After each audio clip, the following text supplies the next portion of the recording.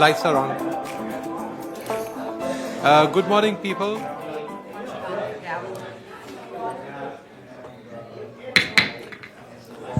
Good morning, people. It's 9:30. I think we should start. Please settle down, everybody. Yeah. I call this meeting to order. This is the regular meeting of the Board of Directors of the Golden Rain Foundation of Laguna Woods. What happened, Eva? Pardon? What happened? I fell. Oh, are you okay? No. Oh, I'm so sorry. Hope you feel better. Okay, a small distraction, but let's carry on. Today is Tuesday, April 7th, 2026. It's just past 9:30, 9:31, and meeting is called to order. Well, it's time for the Pledge of Allegiance. Is Director Kelsall here? Yes. Please, could you lead us in the... Please rise, all who can. After me. Pledge allegiance to the flag of the United States of America and to the republic for which it stands, one nation, under God, indivisible, with liberty and justice for all. Thank you. Please be seated. Okay. Approval of the agenda. Yes, ma'am. I'd like to remove the agenda item 10B, the committee assignment. We need to revise some of them. Okay. So with the removal of that, I'd like to move. Okay. Madam Vice President, did you have something to... No, I was going to approve it until it's like, Okay. it's on the apple cart. All right. So can we move on? Just for clarification, are we moving it to unfinished business? You guys can discuss it further. Well, Yes. you will. Yes. Yes. Yes. Uh-huh. Okay. Okay. Thank you. Thank you for keeping us on track. Otherwise, we'd miss it. All right, I move that we accept the agenda as modified. Okay, thank you. Second, anybody? Okay, Carmen, second. If there is no other objection, then the agenda is approved. Approval of the minutes. We have 3 minutes, set of 3 minutes. I move that we accept Okay. the minutes as presented. John and Jeannie. Jeannie. I'm Jeannie. I had Jeannie a blank and John. space in my head. I did that all the time, too. Sorry. If there's no objection, then it is approved. Okay, report of the chair. Okay, I have a few basic things to mention. Good morning, ladies and gentlemen. The last month, we talked about safety, especially speeding in the parking lot, in home with cooking, money, etc. This month may want to touch on the disaster preparedness. You will be hearing a lot of it on TV, in emails, town halls, and so on. So be ready. We are going to touch on that, which needs to be addressed. Also, there will be a new committee that will be working on it, and it will be a combination of the GRF, United, and the Third, which would be really a good way to deal with it, and most likely it might even have mutual 50. I don't know if there's any decision made on that or not. So be ready. Disaster preparedness this month, a lot of it. I also want to wish and congratulate one of our past GRF directors, Marie Collins, for earning an award and being featured in the last week's Globe. If you haven't read anything, please pick up a last week's Globe and read about it.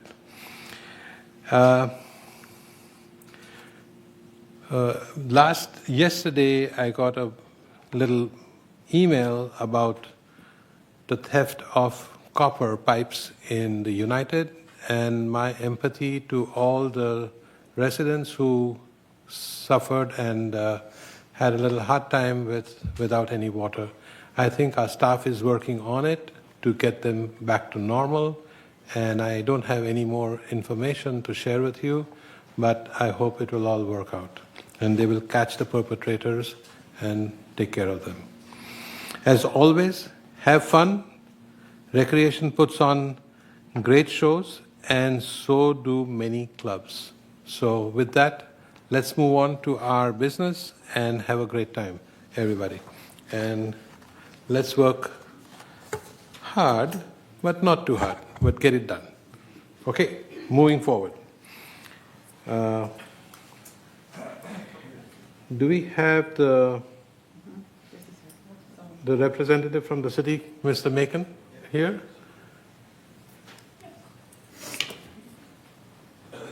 Hi, Chris. Good to see you. Everyone is not here to see me today, so I will try to. No, that wasn't thought that way. Yeah, well, We sold the tickets, Chris, that you didn't have. okay. So. Well, I didn't know I was the headliner, so I've come woefully unprepared. But good to see everyone this morning. Good to see you too. We appreciate the opportunity to speak to you quarterly. I do want to recognize that we have our Mayor, Annie McCary, in the audience, and also our Mayor Pro Tem, Pearlie, with us today. Wow. So I wanted to touch on a couple of things. I've talked to some other groups about these, but wanted to make sure everybody gets the same information. Starting with our wildlife feeding ordinance, I'll talk a little bit about our commercial objective design standards project, and then kind of make a pitch since it's tax time for our free document shredding service. Next slide.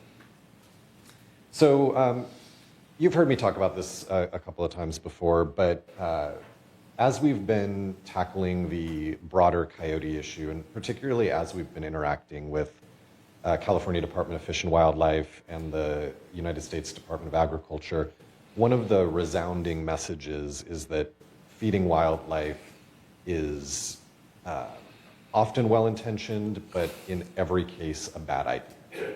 And so there are a lot of reasons for that. You've probably seen these next couple of slides on TV6 or on Channel 3, but there are a lot of reasons why feeding wildlife is a bad idea. It draws wildlife closer.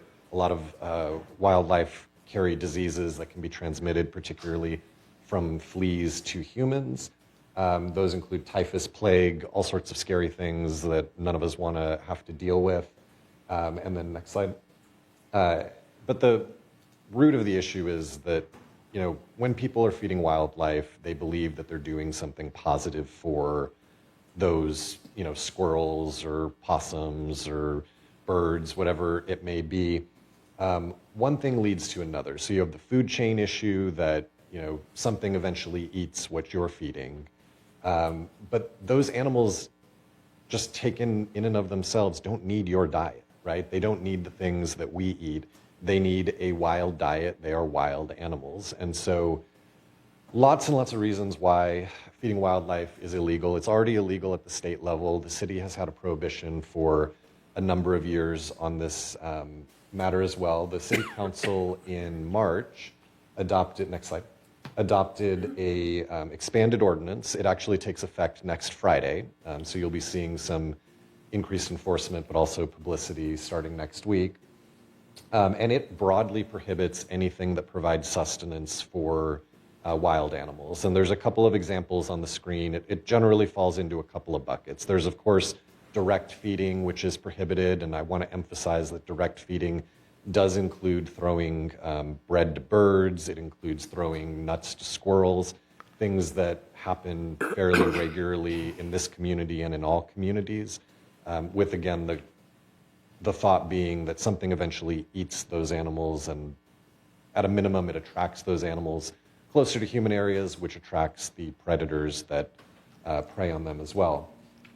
Leaving food out is another one. Some of you have heard the story I tell often of a couple of years ago, a resident down by Aliso Creek leaving a tray of lasagna down by the creek. That's one of the more outrageous examples, but there are lots of examples on a really far too routine basis of residents leaving soup bones in curbs and gutters, leaving prepared food outside, leaving loaves of bread, in some cases actually going to the grocery store and purchasing or otherwise obtaining some of the like near spoiled foods and leaving those out in the neighborhood, placing dog food, cat food outdoors when they themselves have no dogs or cats.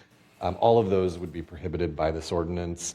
The ordinance does not prohibit bird feeders as a rule, but it does prohibit poorly maintained bird feeders. So if a bird feeder is attracting rats, it's prohibited. If a bird feeder has an accumulation of seeds underneath that does not suggest that the owner of that bird feeder has made a reasonable attempt to keep it clean, then that's prohibited as well.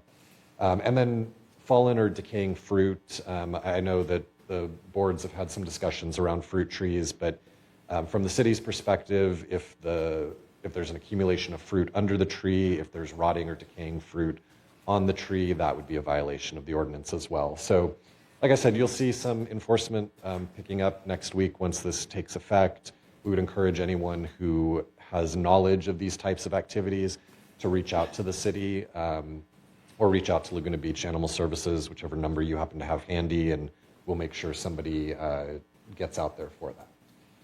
Also wanted to talk about our Commercial Objective Design Standards project briefly. So one of the city's primary functions is to exercise land use control over development that occurs inside the boundaries of Laguna Woods. Objective design standards are most frequently seen with respect to residential housing projects, but the City Council has had us embark on a process to develop standards for new and redeveloped commercial properties. I like this particular way of describing it, so I wouldn't normally read off of the slide, but I want to read this for everybody's benefit. Objective design standards are clear, measurable rules that guide how new buildings should look and fit in the community. They cover things like height, roof type, materials, windows, and landscaping, ensuring consistent and predictable decisions. Unlike subjective review, these standards don't rely on personal opinions. They give residents and builders clearer expectations, fewer surprises, and a fair approval process while protecting Laguna Woods' character and visual quality. So this wouldn't apply to properties within the gates of Laguna Woods Village. With respect to Laguna Woods Village property, the only building that would actually fall subject to commercial objective design standards is this building because it is located in a commercial center. But it wouldn't be triggered until something significant was done to the building. We're still trying to figure out what those triggers are, but in general, it would be triggered in most cities by an expansion of square footage, a tear down rebuild like you've seen with some of the properties at Moulton and El Toro, larger scale things. It wouldn't prevent maintenance, repainting, replacing windows, any of that. So why are we doing this? One is to guide future construction and renovation, again, applying only to commercial buildings. So looking around this shopping center, there's a good cross-section of hotels, restaurants, office spaces. It would apply to those type of buildings when they're redeveloped. And then we also wanted to focus on some areas that are particularly important to Laguna Woods, including accessibility and lighting.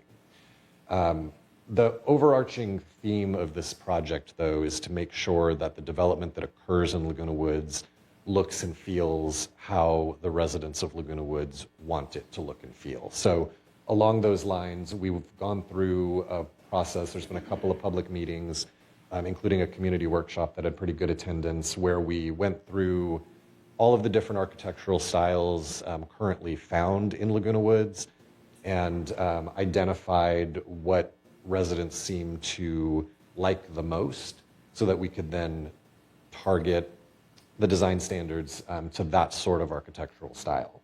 So what we have come up with is that there seems to be a preference for a mission revival type architectural style, and there's an image on the screen there of Village Greens, which is an example of that mission revival style. But with some interest in blending Spanish revival elements. The picture on the right there is Laguna Hills City Hall, just down El Toro. Generally a little bit more ornate style than Mission Revival, but something that's founded in the image on the left, but allowed to incorporate some of the more ornate or interesting styles found in Spanish Revival. Next slide. So this process is ongoing. If there are residents who are interested in participating in the process, I have a couple of suggestions. One is that there was a City Council meeting on February 24th. If you go back and watch the video for that, our consultant did a pretty extensive presentation. Council had an opportunity to weigh in. It's a good kind of primer for the subject. There's going to be a public review period in the next couple of months, so I would encourage you to look out for that, and if you're interested, submit comments. And email notifications can be provided for all of these. If you go to our website, that blue button is on the homepage. Click on that, you'll find a link underneath that for the Commercial Design Standards Project.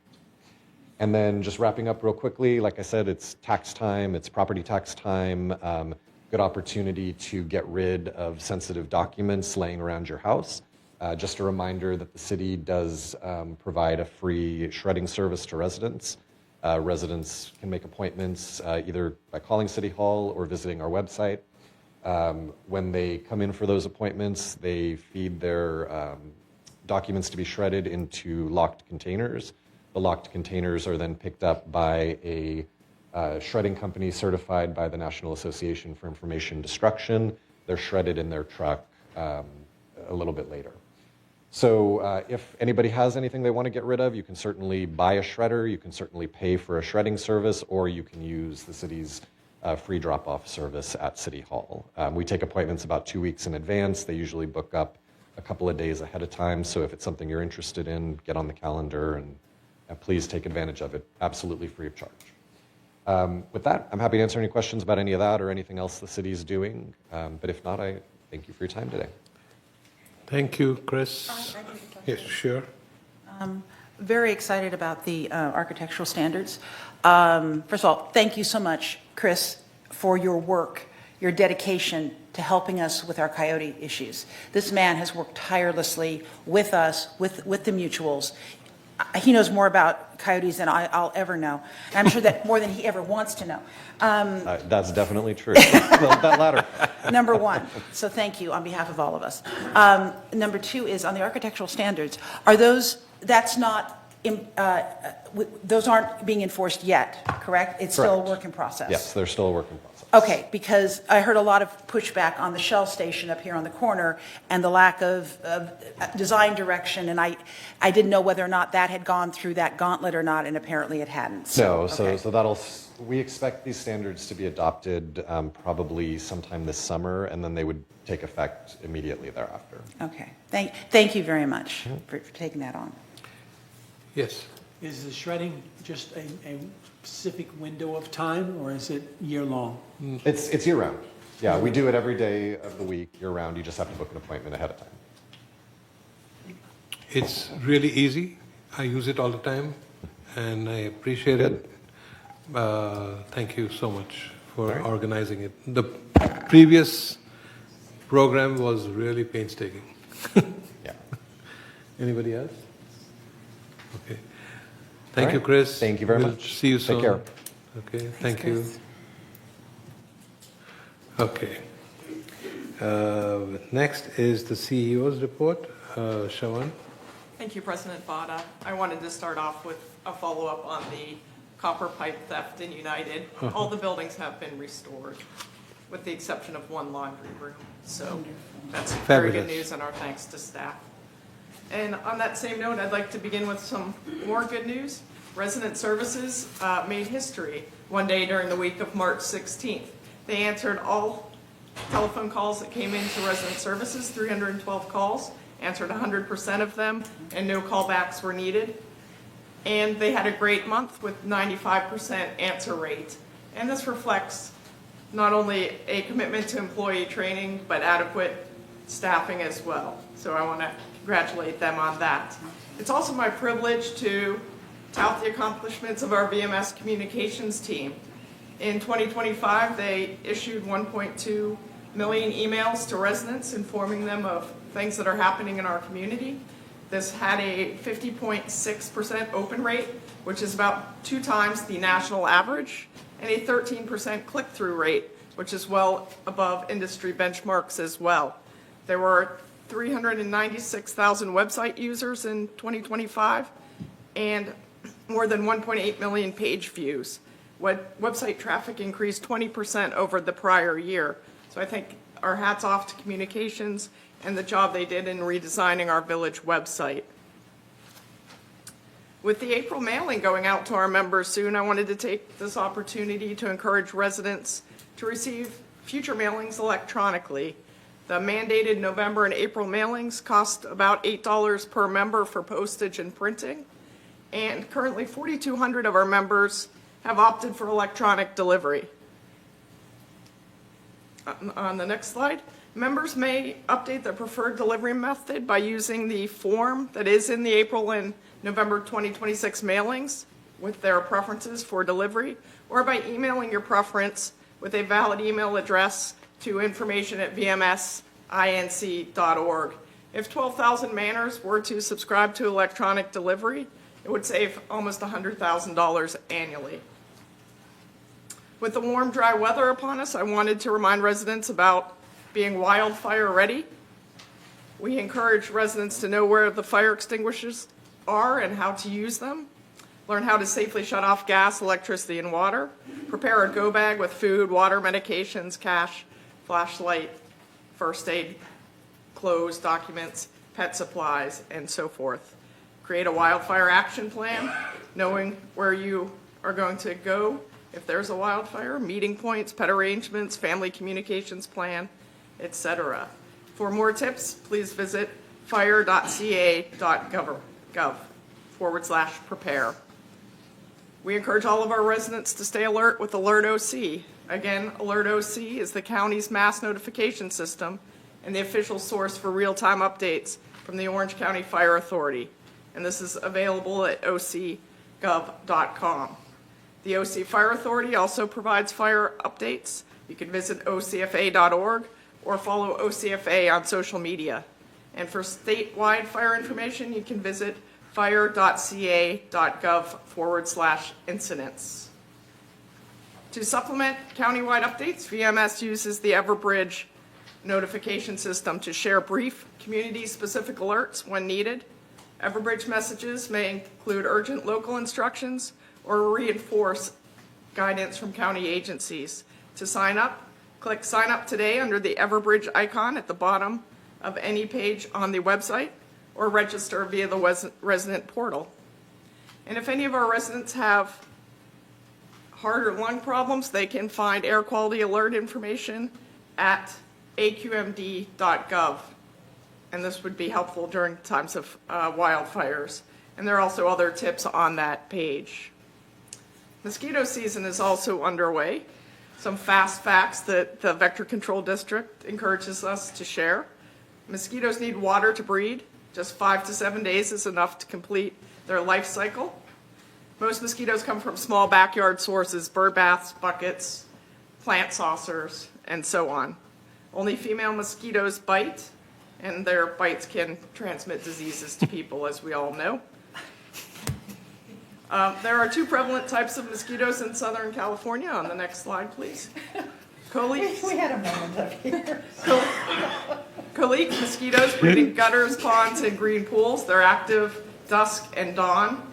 And then the Aedes mosquitoes, otherwise known as the ankle biters, breed in small containers, plant saucers, buckets, etc. Their eggs can survive dry conditions for years, and they're active during the day. What you can do to prevent mosquito bites: apply mosquito repellent, wear repellent clothing, wear long sleeves, long pants, and lighter colored clothing. Keep doors and windows closed and properly screened. To eliminate breeding sources, dump water from plant saucers regularly, drain standing water from outdoor containers, and clean and scrub bird baths and pet bowls that are left outside weekly. Residents experiencing mosquito issues may contact the Orange County Mosquito and Vector Control District at ocvector.org. You can submit a service request and have an inspector assess potential breeding sources in your area. It is also snake season in Southern California. As you've followed the news, you've seen reports of people being bitten in Southern California, so we want to make you aware and make sure everyone is prepared. You want to check with your veterinarian if you have a pet to confirm whether they carry rattlesnake anti-venom. In terms of prevention tips, stay on marked paths when walking outdoors. Keep dogs on a leash, especially in brushy or rocky areas. Avoid reaching into areas you cannot clearly see, and be alert in warm weather when snakes are very active. If a person is bitten, call 911 immediately. If your pet is bitten, call your veterinarian or the nearest emergency animal clinic and get the pet there as soon as possible. And that is my update this morning. Thank you so much. Thank you, Siobhan. Appreciate it. Stay safe. Earlier we were talking about disaster preparedness, the fires and everything. And this month you will hear a lot about that, how to stay safe. So please be aware. Thank you. Let's keep moving on. Okay, it's open forum time. It's 3 minutes per person. How many people do we have on your list? We have, I believe, 7 in person and 1 email that I'll read. Okay, so we can still keep the 3 minutes per person. Would you like to read that paragraph for me? The one number 8 says. Let me see. Yes. At this time, members only may address the Board of Directors regarding items not on the agenda and within the jurisdiction of this Board of Directors. The Board reserves the right to limit the total amount of time allotted for the open forum to 30 minutes. A member may speak only once during the forum. Speakers may not give their time to other people. No audio or video recording by attendees, and no rude or threatening comments. Members can attend the meeting by joining via the Zoom link or call 1-669-900-6833 or email meeting@vms.org to have your message read during the open forum. And the first speaker is Catherine Bryans.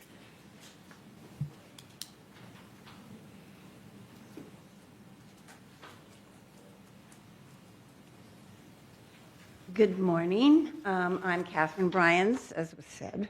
I'm here to represent the History Center of Laguna Woods and give you a little further information. Laguna Woods Village is the very first community based on residents' long-term requirements rather than being simply marketed to buyers for immediate desires. Ross Cortese and the Rossmore Corporation finished his development of Leisure World in Sail Beach, wanting more information, so he commissioned a study of retirees from the University of Southern California. Their report impressed him so much that he donated $4 million, in over $60 million in today's dollars, to permanently endow the chair, creating the very first gerontology school in the United States. Originally was named the Rossmore Cortese Institute. I think it's under Andrus now. Every retirement community built after ours has been based on that academic study of gerontology, and more specifically based on residents' needs. This means our community was the very first, and hence a game changer worldwide. Accordingly, researchers from around the world have used the History Center's archives, and the importance of our archives have increased over the years. Like most history organizations around the U.S., sadly, the History Center has insufficient funds to hire full-time or even part-time professional staff with educational backgrounds in public history, methodology, and archival storage procedures. So local history is left to concerned and committed amateur volunteers like myself. Nevertheless, we aspire to maintain professional standards, so we pay for a professional training for interested volunteers through the American Association of State and Local History. Our physical archives and collections are certifiable by those standards. Since 2014, our Board of Trustees has committed further by retaining professional history consultants to facilitate our all-volunteer amateur approach. We are not funded by anything through assessments. Originally, when the building was built, it was built by donation, and there were some excess funds which went into endowment, and that's basically what we live on, that and donors and having people take the forethought to put us in their wills and trust, and we appreciate that. Thank you so much. Thank you. Next speaker is Juanita Skillman.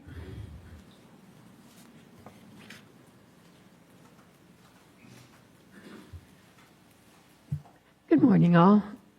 I'm here with your March library stats. Volunteers worked 714 hours supporting 2,106 residents who visited the library in March. This is not counting the use of our little free library on the patio outside our front door, which is open 24/7 and gets tremendous use. It always amazes me when I leave on a day and there's filled shelves and I come back the next morning and they're empty. People put whole collections of like National Geographics from 10 years ago and they're gone before you can even see. We also put out the used newspapers. We keep newspapers that are current. We keep them 3 days worth at the front desk, and then we put them out on the patio, and they go like that. So we have our honor system for our puzzles and our paperbacks. Now, this means that they are not checked out. They are not cataloged. You take them. You can have up to 5 or 6 at a time, and we count them when they come back. So we do have an idea of how many go out, but they're counted when they come back. And so 2,529 items actually circulated through our front desk this last month. 32 residents were added to our circulation system in March. Your resident card, oh, that's not mine, is your library card, but it does need to be registered through our system. We are not hooked up to the mainframe here in any way. When you come in, it takes just a few minutes the first time that you are in to register your card, and after that, your resident card is your library card. And we really feel that we can service the community better if everybody who is interested will register. We have a lot of people who just use our paperbacks and puzzles, and therefore they don't feel they need to register in our system since they don't physically check them out during the from the front desk. So it's a plea. Anybody who uses the library, please get into our system, just in case you see a book that you really want to take out while you're there. It saves time and effort. We, in the library, are always getting in new books. We have a committee that orders new books every single month, and we invite you to come in and look at our new shelves. They are separated, and you'll see what is new and good and something for everybody. Thank you. Thank you, Juanita. Next speaker is David Nielsen.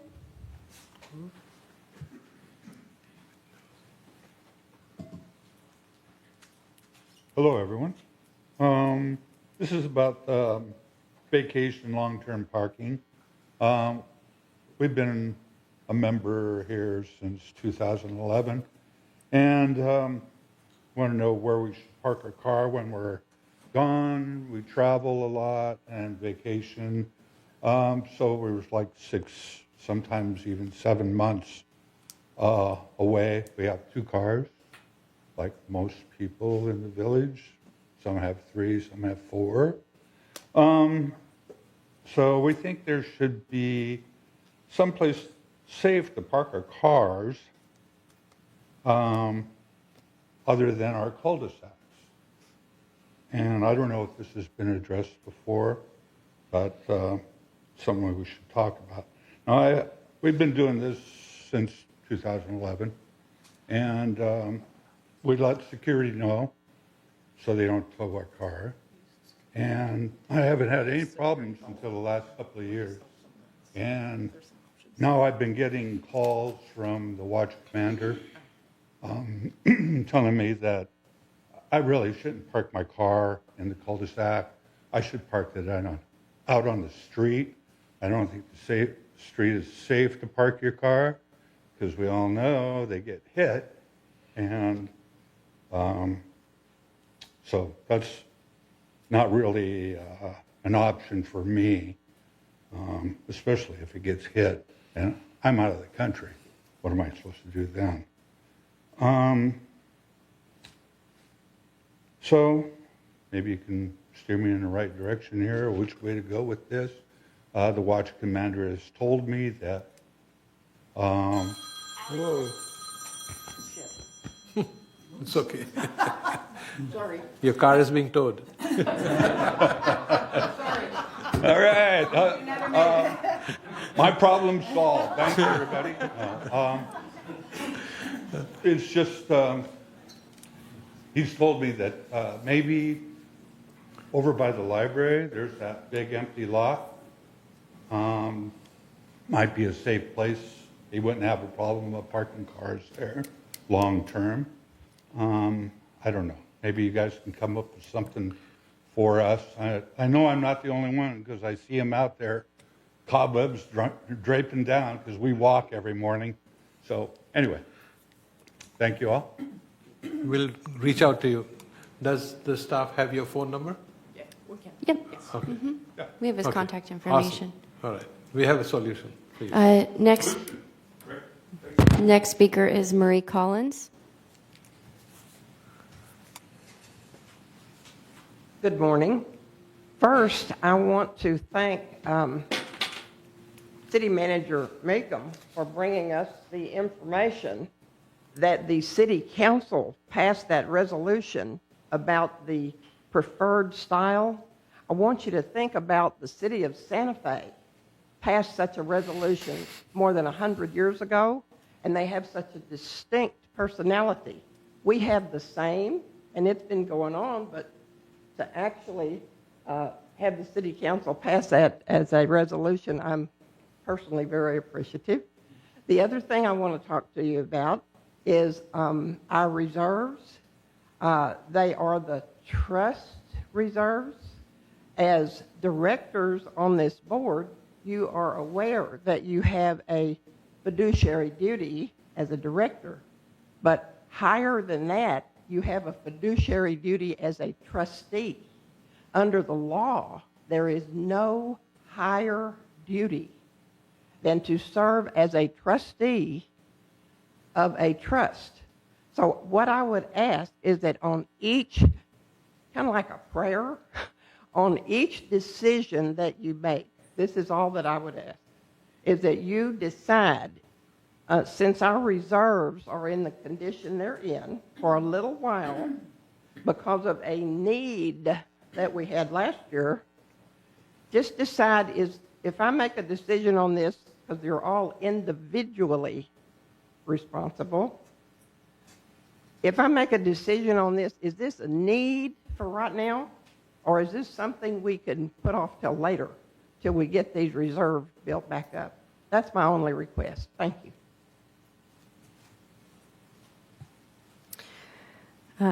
Next speaker is Pete Colt. Who? Pete Colt. Morning, everybody. Morning, Pete. Morning. So, hi, everybody. First of all, I get what Chris was saying about the zoonotic diseases. I was in the veterinary corps in the military. I also get the thing about mosquitoes because I was helping a tribe in Zainu-Chuchin, Colombia, and I caught malaria there. So make sure you don't have any water around the house. I'm here today to talk about coyotes, okay? I think I'm taking a different perspective, though, from what I've been hearing from everybody.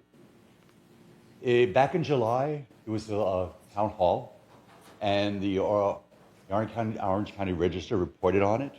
And here's what they said about that.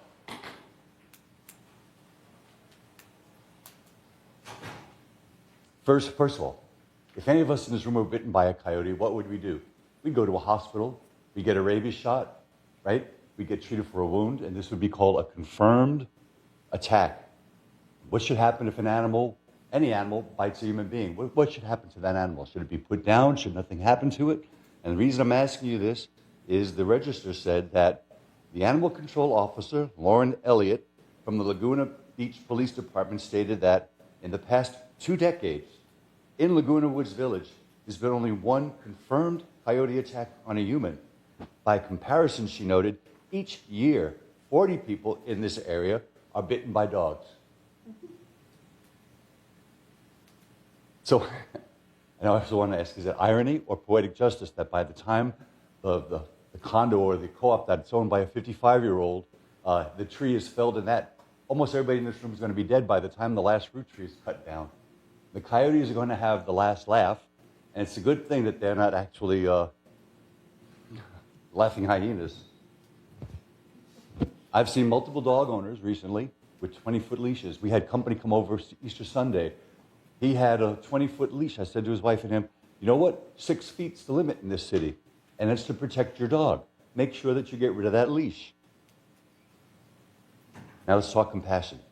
Mortgage rates, the cost of gas, cost of food. We have people in our village, we have neighbors and friends who are single income, low income, fixed income. This is devastating them. Some of these people rely on their ability to grow tomatoes, peppers, cucumbers. We should be compassionate. We should think of these people and their needs, especially now, because, you know, to me it seems that we have these crises over and over and over again. Realtors now are going to have to tell people who want to buy in our village, oh, see that tree that you like, that you've fallen in love with? The moment you sign that paper, we're going to cut that tree down. How many people do you think are going to say, oh, I want that tree. I'm not going to live in Laguna Woods Village. And then the realtor's going to say, you can't plant something here to feed yourself. We bought here thinking we could have what we had in our old home. We had a garden with flowers and fruit trees and things like this. We can't do this anymore here. Frankly, if we came today to buy in Laguna Woods Village, we wouldn't, because we want to have the freedoms we had before. And I'm sorry I ran out of time. Thanks, you guys. I'm really happy that you're all here. You, Ms. Foster, I always enjoy seeing you on Channel 6. Hey, Bob. Thank you. Next speaker is Doug Gibson.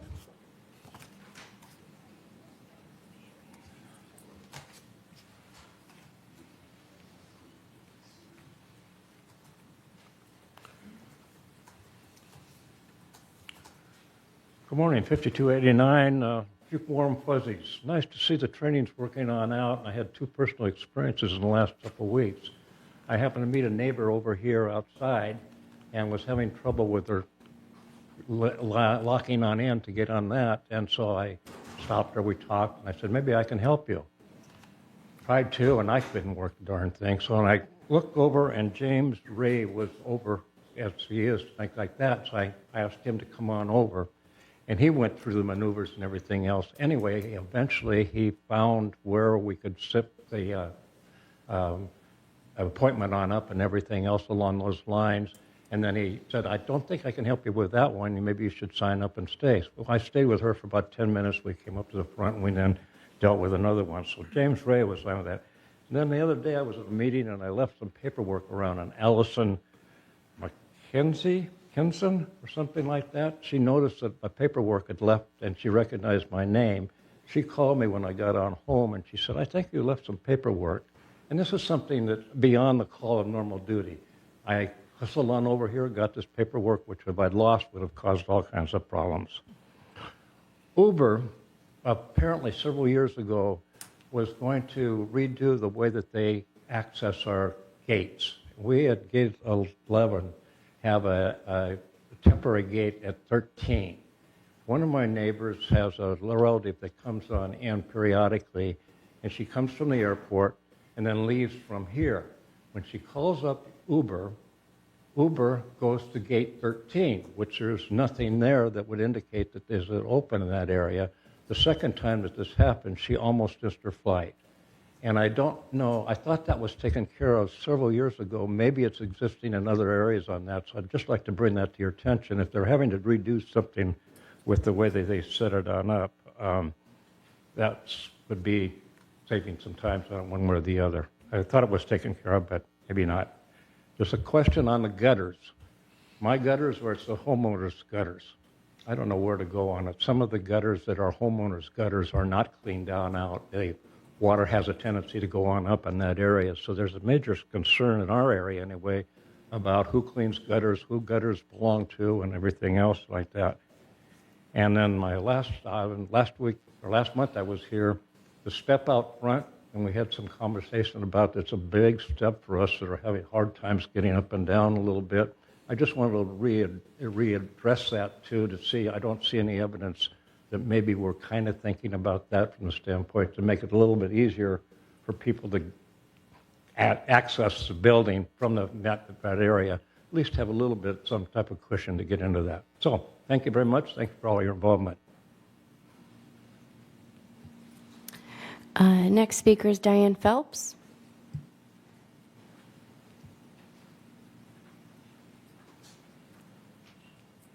Good morning. Good morning. I'm here representing the Village Community Fund, just to remind you of a couple of events that we have going on.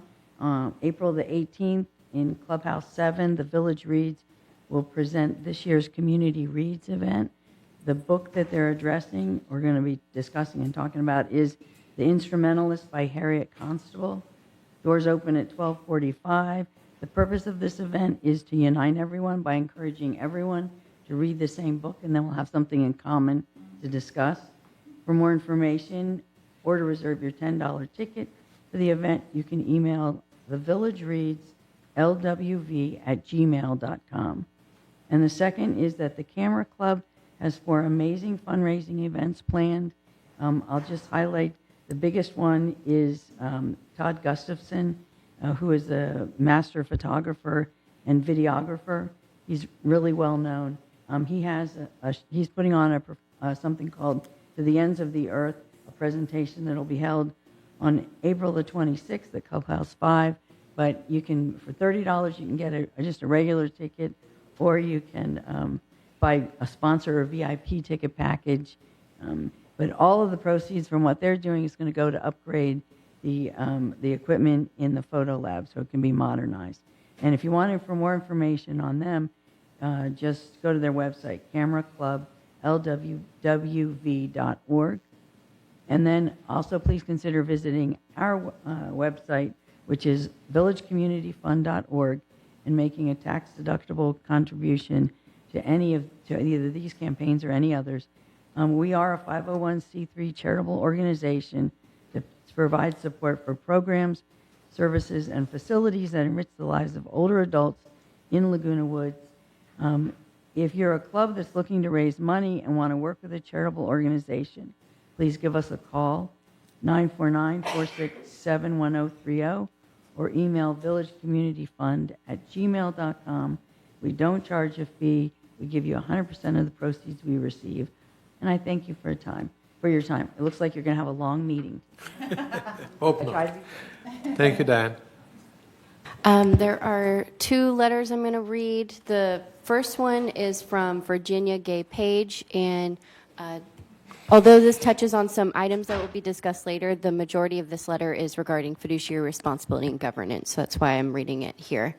I'm writing to express concern with the proposed supplemental appropriations that are being discussed today. While each of these expenditures may appear to be individually justifiable, collectively they reflect a concerning and recurring pattern, one in which spending continues to expand outside of the approved budget without clear defined limits, prioritization, or demonstrated restraint. When supplemental appropriations approach $900,000 in a single cycle, this is no longer routine, it's a systemic issue. This raises a fundamental governance question. Why are so many expenditures being brought forward as a supplemental allocation rather than being anticipated, planned, and incorporated into the annual budgeting process? Supplemental appropriations should be reserved for true emergencies or unforeseen circumstances, not as a parallel budgeting mechanism. As board members, you have a fiduciary responsibility to protect the financial integrity of this community. That responsibility includes not only evaluating individual expenditures, but also ensuring that budgeting practices are disciplined, transparent, and aligned with a long-term sustainability. Equally important, fiduciary duty requires the willingness to say no, particularly when spending falls outside established plans or when cumulative impact has not been fully addressed. The proposed increase of the resale transfer fee to $10,000 further compounds this concern. While it may generate additional revenue, it places a significant financial burden on future homeowners and introduces potential risk to affordability and marketability. Taken together, these actions point to a broader issue of financial discipline and governance. Therefore, I'm requesting that the board implement a temporary moratorium or non-essential supplemental spending and fee increases. This pause should be used to conduct a thorough review of current budgeting practices, including 1, clear criteria defining what qualifies as a supplemental appropriation, 2, improved forecasting to reduce reliance on mid-cycle funding requests, and 3, greater accountability in aligning expenditures with the approved budget. A measured pause is not inaction, it is responsible governance. These decisions are not isolated, they collectively define the financial future, accessibility, and integrity of this community. It's time for the board to exercise its fiduciary duty with discipline, restraint, and a clear commitment to a long-term financial stewardship. And then the last one is from Chris Collins, reporting on the Foundation of Laguna Woods. I'm here with an update on the work of the Foundation on behalf of residents who are experiencing temporary financial emergency. The possibility of wildfires has been a wake-up call. Over the past year, many of us have prepared wisely. We packed a go bag. We enrolled in OC Alert. We talked with neighbors about evacuation plans. Those steps matter. They bring peace of mind. But there is another simple step, one that can make all the difference when something sudden happens close to home. Medical emergency, accident, theft, fire. In a crisis, clear thinking is hard. Your heart pounds, your thoughts scatter. In a stressful moment, the hardest part is often knowing who to call first. If there is an immediate danger, call 911 first, always. This includes medical emergencies, accidents, crimes in progress, fires, disaster response, and any situation where someone is in imminent risk, and every minute counts. When you call 911, you reach dispatchers at the Orange County Communication Center who route your call to the fire department, paramedics, and or the Orange County Sheriff's Department as needed. The OC Sheriff's Department has served as the City of Laguna Woods contracted law enforcement agency since 1999. This matters because the sheriff and fire department have training, authority, and resources that the village security does not, including emergency medical response coordination, crime scene investigation, missing person searches, and disaster response. In many situations, village security must contact the sheriff. Calling 911 first saves valuable time and can help prevent a situation from escalating. Call village security first at 949-580-1400 for non-emergency situations, including assistance with leaks, noise complaints, lost property, parking concerns, gate clearance issues, wellness checks, such as when a neighbor has not been seen or heard from in several days and you're concerned. For non-emergency crimes that have already occurred, such as vandalism or theft, residents should contact the sheriff's non-emergency dispatch at 949-770-6011. This message is provided by the Foundation of Laguna Woods Village as part of its Emergency Preparedness Initiative. For more information, visit foundationoflagunawoodsvillage.org. And that is all for open forum. Thank you, Michaela. It's time to respond to the speakers. I would like to say thank you to Catherine Bryans, Juanita Skillman for all the good information you guys bring over, and so does Chris Collins all the time. Thank you, Diane, for everything you guys do at your foundation. Do we want to respond to any of the others individually? Yes, Jeannie? A couple. I want a clarification, and I wanted it on the record because they raised some good questions. Number one, David Nielsen. I was under the impression that we had a long-term parking option already established for people that travel and things like that. Do we not? We typically have security reach out to them directly, and Tom is going to reach out to Mr. Nielsen this afternoon and suggest options that would work best for him. Do we have, and again, I thought and maybe we don't have space, but I thought the RV parking was available for overflow. It is sometimes if there is space available. available. So again, the best thing is to have Tom Saviglia reach out to him. Okay. And figure out the best Tried option. that. That did not, they wouldn't talk to us. All right, so maybe, which committee needs to address this? This would be SCAC. yeah. SCAC, right? I think the beauty of retiring early in a place like this is that we do have the time and the energy and the money to go traveling. And I think it's important that we provide options other than street parking, which I agree with you, parking in the cul-de-sac, which, as we all know, parking is very tight.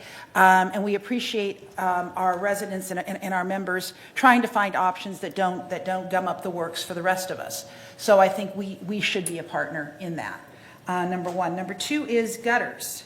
Doug Gibson brought up the concept of gutters. I remember last year that it was a yearly cycle for gutters, and that they will willingly clean all gutters, regardless of whether it's on an additional patio, because I know ours is, and they were very, very good about that. Is that not correct? That is correct. Okay, so But I'll have staff reach out to Doug. okay, but just so for everybody knows, your gutters are getting cleaned once a year. The curb in front of the community center, there's a ramp, right? I mean, I don't understand that if that's what that gentleman is asking. We have a huge ramp, a driveway right here in front of the community center. I'm not sure. It's on the side, so they, instead of coming directly into the building, they would have to go a side step in on the right or the left and then come up the ramp. Okay, so there really is no issue there. There shouldn't be, but when the bus comes or somebody drops you off in a car, then it becomes a little difficult. So whoever's driving needs to be told, either drop me a few feet before the front or a few feet after the front. Okay. Yeah. And then there's, like I said, there's a huge ramp up here. All right. There's a ramp. And yes. then to Virginia Page regarding supplemental appropriations, I hear you. I don't know that a moratorium is the answer, but I too am getting a little concerned with the number of supplemental appropriations that come across the committee and the board's desk. Are we not budgeting correctly would be my concern, or are costs just increasing between the time that we actually set aside the money for it? Those numbers are good, and by the time we get there, the costs have escalated so much. That situation I know to be true. But I do hear you about being fiscally responsible. Thank you.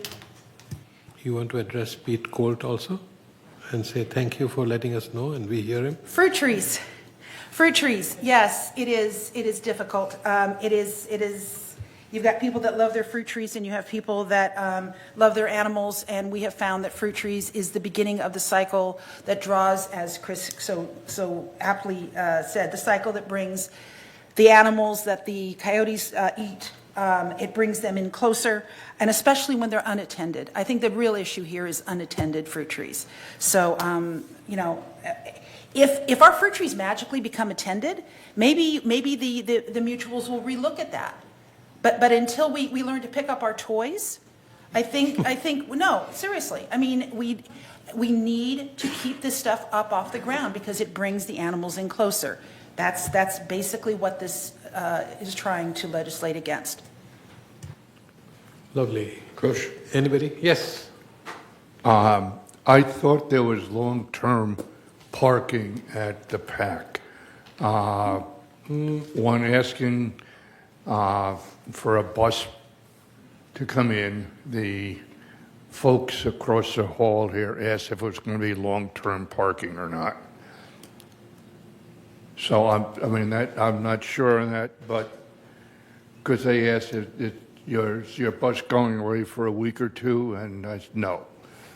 Again, each resident works with security to find the best place at the time that they're going to be out of town. But again, I will bring this back to SCAC as requested by Ms. Costello. Thank you. Okay. Thank you. Anybody else have any? Yeah. Yes, I ma'am. want to thank the Library and the History Center for their delightful reports, and everybody else for their thoughtful comments. I really appreciate it. Thank you. Thank you. Anybody else? Okay. I have one question. Yes. What's the scope of the issue for long-term parking? Are we talking about 5 cars? Are we talking about 50 cars? Is there any frame of reference there? I don't have a quantity. Okay. But we will have all that information when it comes to committee. Okay. My thought is we could designate a handful of spots, 2 or 3 at each of the clubhouses, maybe paint them for long-term parking, have security assign it, do something, because we got a lot of parking. It's just not always in the right spot. Like I go to Clubhouse 4 a lot. There's always spaces open there. Well, but there's that library lot too. Yeah. That's for greater minds than ours. We'll let them. We'll leave the security, what is it called, SCSE, handle that. Thank you. Anything else? Well, regarding that, I'm the chair of the committee. Honestly, I do not know the, policy, but I will get into it, and then I'll probably go ahead and then check it, and then if anything we can do, we will, set up the policy. Thank you. Appreciate it. Okay, if we have no other comments, then we can move on. The next item is the consent calendar. All matters listed in the consent calendar are recommended for approval at the same time. So we have number A recommendation from the Finance Committee, and B, which was the committee assignments, which we have moved to a new location, to new business, I think. So do I have a motion to approve the consent calendar? Okay. Mickey, any second? Go ahead, Yvonne. Yvonne. If there is no objection, then the consent calendar is approved. Moving on. Unfinished business, disciplinary update report. Do we have anybody from? Yes, we do. Basilda.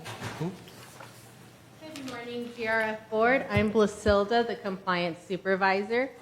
This is Agenda Item 11A.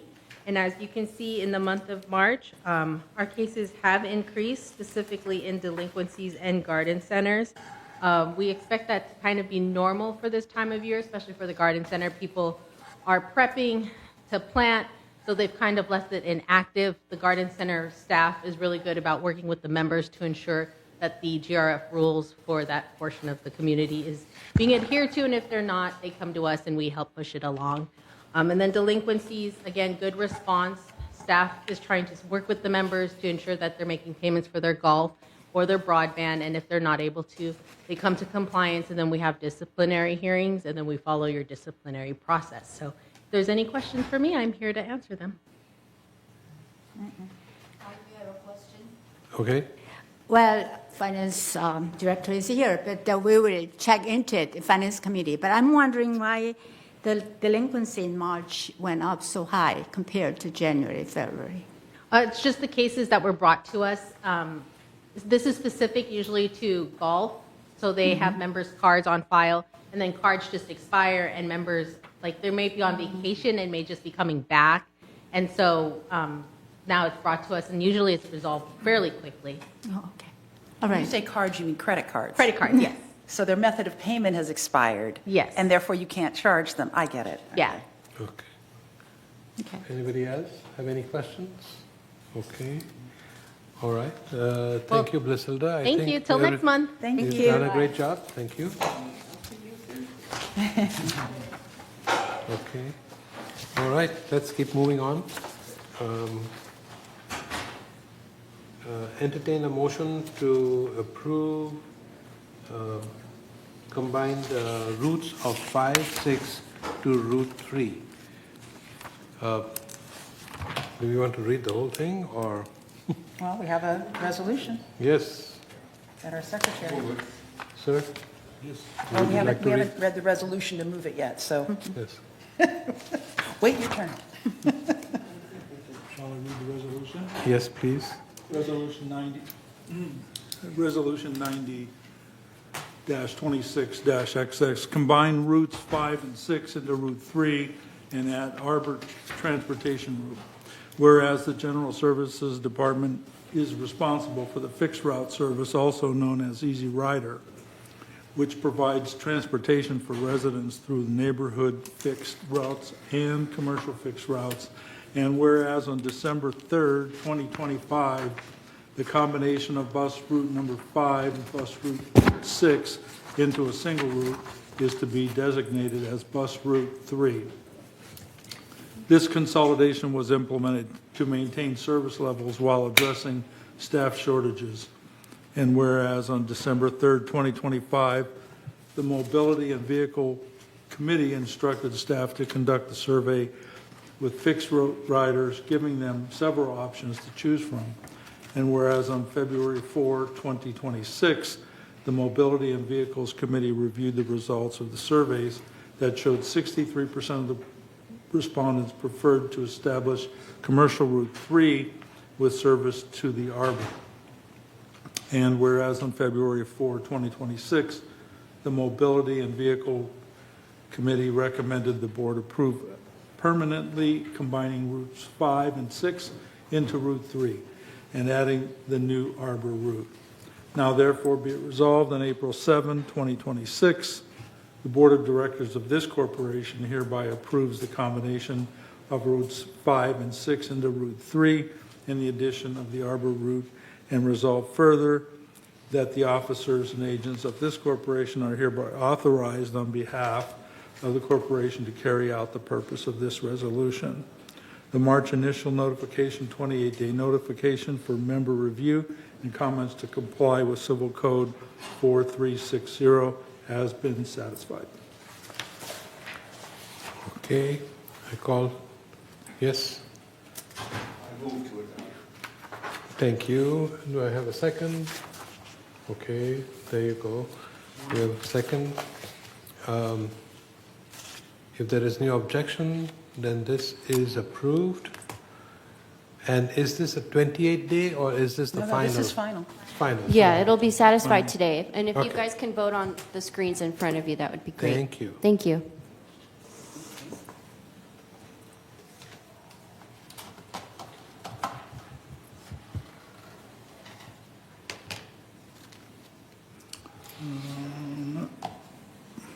Okay. It seems like we have, is there somebody missing? Is I only see 6 yeses. Bunny was on, I don't know if. She did leave the Zoom meeting Okay. about 15, Okay. 20 minutes ago. Okay, And we have everyone. 8, so we have, everybody's voted unanimously. So we now have a new bus route number 3. Congratulations to the maintenance, the transportation department. Thank you. Mobility and Transportation Mobility. Committee, yes. But the transportation Yep. department drives the buses? Yeah, they do. Yes, thank And you. starting 4/13, they'll be driving the Arbor route. Yes. So come and join us. And I've heard really good comments from the people who have been informed, and they have really enjoyed it, the whole new structure. Good. Yeah. Okay, going next to 12A. Entertain a motion to approve supplemental appropriation of. We have to go We're back doing to the 11C. committee. 11C. 11C? Yeah. Yeah, you're updating your committee assignments. But Committee assignment. do we want to do it now, or? Yeah. We Okay, moved. I didn't know it was 11C. Thank you. Thank you for guiding me. Appreciate it. All right, so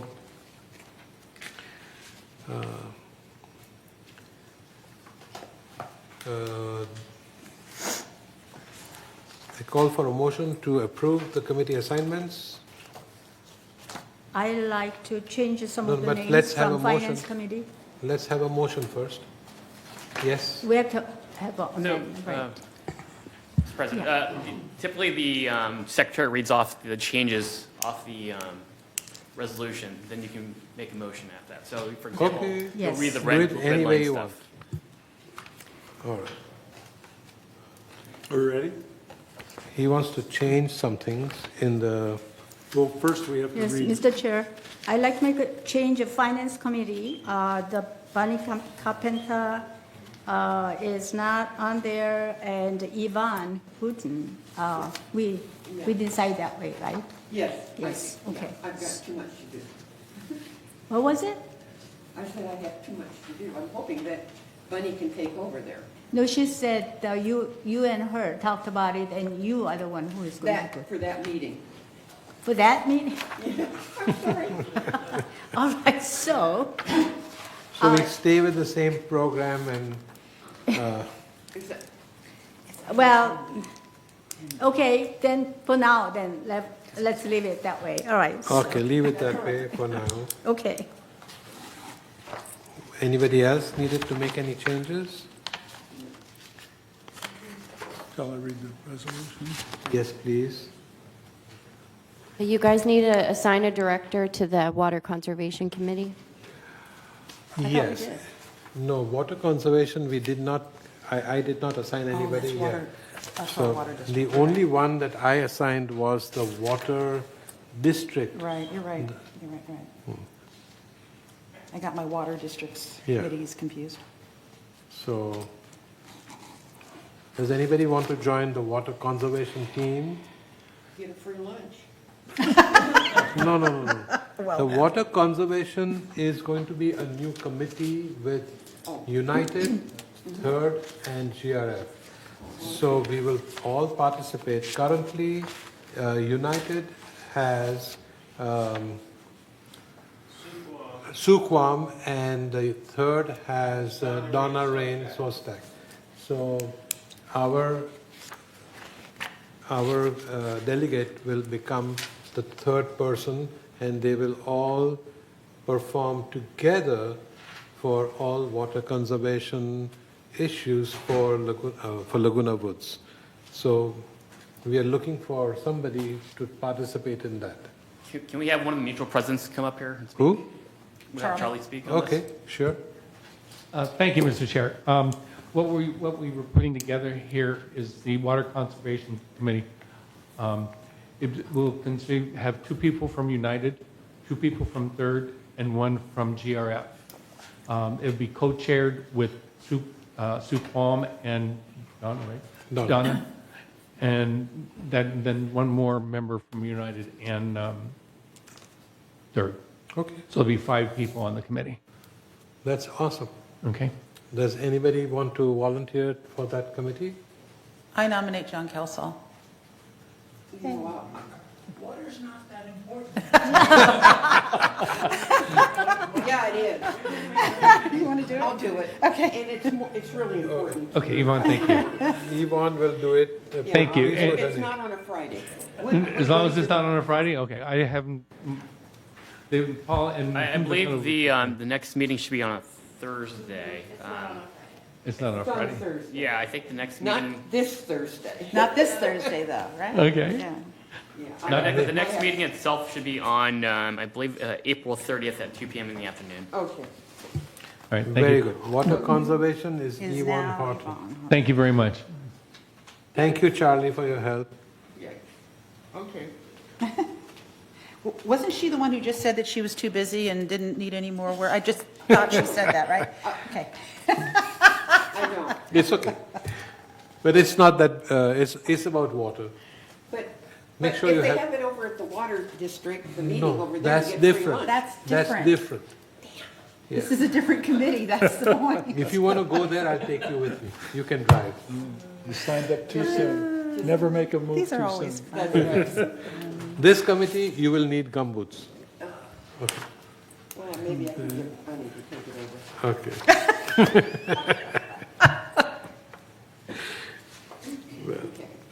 Well, I'm glad we are having fun. Okay. What else? Is that it? Do we now Is can that we vote it? on the slate? Yeah. Paul, Michaela, have we answered all the questions? All If right. you want, I can quickly read through the Make- resolution, just to make Okay. it easier for All right, let's make a Carmen. motion. Well, you have to, wait a minute, you have to read the resolution I can first. read through it I quickly. make a motion that we accept this. Wait a minute, oh, supplemental Paul. appropriation. Paul Let is Michaela read the resolution first with all the changes. Thank you, Paul. Just to make sure you guys are okay with these. Wow. Resolved April 7, 2026, that the following people are hereby appointed and ratified to serve on the committees of this corporation. There are no changes to Community Activities Committee. Finance Committee, Mickey Choi Ho is chair. And then Bunny Carpenter has been added to the committee. Martin Rosa stays as the alternate. The Information Technology Advisory Committee has no changes.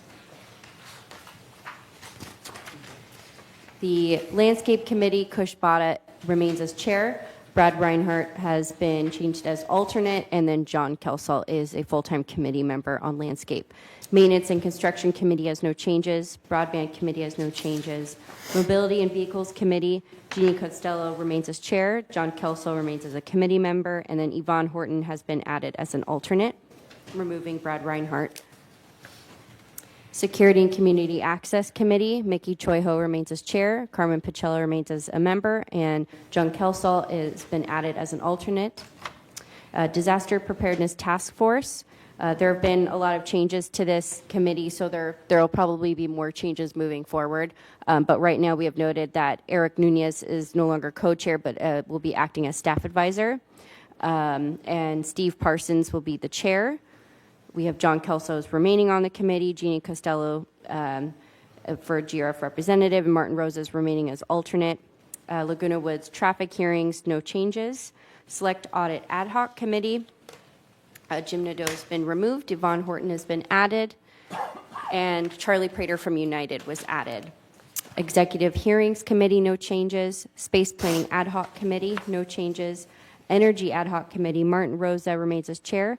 John Kelsall remains as a member. Kush Bada has been added, removing Brad Reinhardt. And then Mickey Choi Ho is alternate on this ad hoc committee. Land Use Ad Hoc Committee, there have been no changes. And Water Conservation Committee, we added Yvonne Horton as the one member from GRF for this committee. And then El Toro Water District, Kush Bada has been added as a representative, and Brad Reinhardt has been updated as an alternate. And that is all the updates for this committee. One sec, before you do that, my apology that in the disaster preparedness, I had this question which I missed asking. If this is a task force as written down over here, how can we change it to being a standing committee by itself? What is the procedure for that? I believe a charter would need to, if there already isn't if there is an existing charter, that would need to be updated. If there is not, then there would need to be a creation of a charter establishing that this no longer is a task force, but rather a committee. Is Director Parsons here? Yes. Can We'll be you? bringing the charter to you next month. Okay. So at that time, we will change it to a free-standing committee instead of being a task force. Yeah. Okay? Awesome. Thank you. I appreciate it. Now, can I give my... Okay, yes, definitely. I move that we accept the GRF committee appointments as amended. Thank you. Or as Any presented. second? Anybody? Okay, Mickey, second. If there's no objection, then I think this is approved, or do we want to vote on? Pardon? Okay, it's unanimous right now. Thank you, thank you. So the next item on our agenda is number 12A, entertain a motion to approve supplemental appropriation of $336,500 from the Facilities Reserve Fund for Building E design, plans, and specifications. Okay, here is Mr. Manuel Gomez to give us an update or brief us on what we need to do. Thank you. Thank you, Mr. President, members of the board. Good morning. Morning. I'm Manuel Gomez, the Director of Maintenance and Construction, and the item before you is a recommendation from the MNC Committee and the Finance Committee, along with staff, to approve a supplemental appropriation of $336,500 to support the award of a design contract for a new Building E. There's some background in your staff report agenda packet. We provided a presentation at the MNC Committee, which was also included with the Finance Committee agenda packet. It just gives some background and some history for those board members that have not been working on this along with us. There are some board members, and certainly the GRF board as a whole has been working on this project for several years. So we're very happy to bring this to you at this stage, hopefully to be able to move along. But just by way of more recent background on this, I just want to remind the board that in September, just about 6 months ago, the corporate members did approve allocating a minimum of $4 million for the design and construction of a new Building E. In October, the Space Planning Committee, which consisted of members of the mutuals and GRF board members, recommended that the GRF board award a design contract for a new Building E.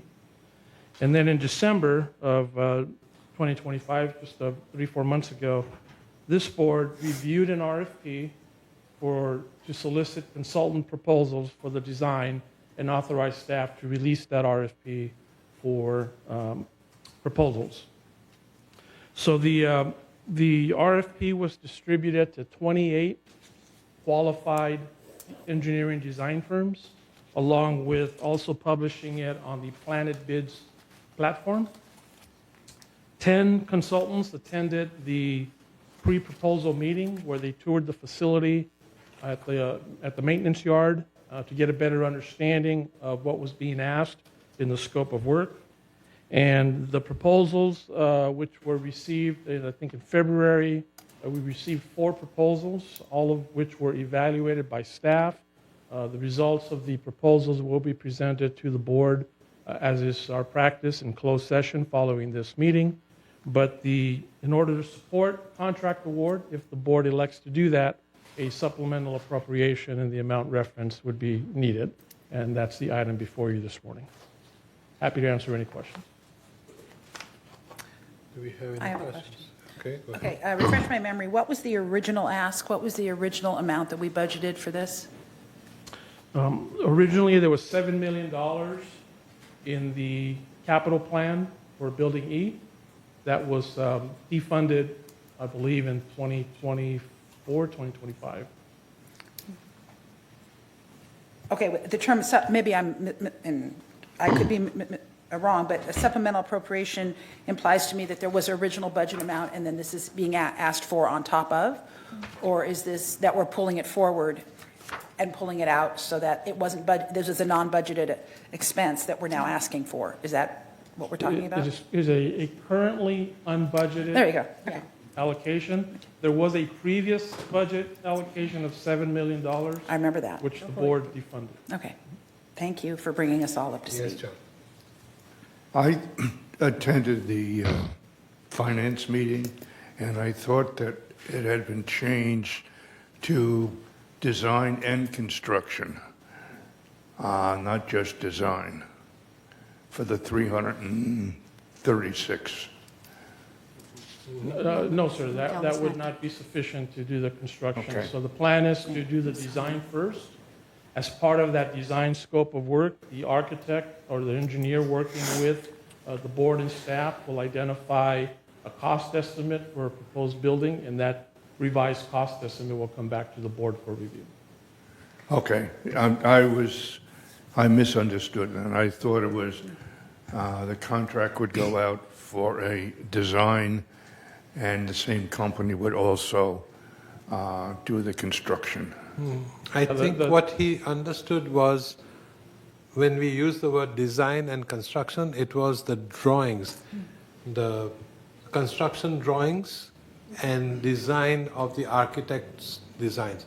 So we would get both in this 336,000, correct? We will get construction plans ready to go out to bid for construction. Yes. We're not funding the construction at this time. Correct. I think what Director Cornell is referring to is there was a discussion at the Finance Commission about doing this as a design-build project, where we would get a contractor or then to do everything from day one. And I think we responded that that would require a much larger allocation of funding, which at this stage we're not ready to recommend.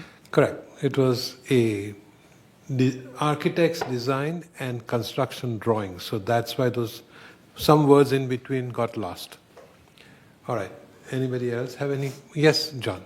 How was the 336,500 amount arrived at? There were 4 proposals, and this was the lowest proposal cost from the highest rated consultant. So it was competitively bid. Kush? Yes. Yeah, relating to that question, I mean, when you request of bids from the company for design and construction. And did you mention about the size of a project? For example, $4 million, something like that, to come up with this amount of cost of $335,000? I mean, when you ask the design from the three different kind of companies, I mean, you know, that amount, in order to arrive at that amount, have you proposed the total cost of construction, the project size would be this amount, or just blind? What was the, you know, process of it? Yeah, no, we didn't suggest the cost to the consultants.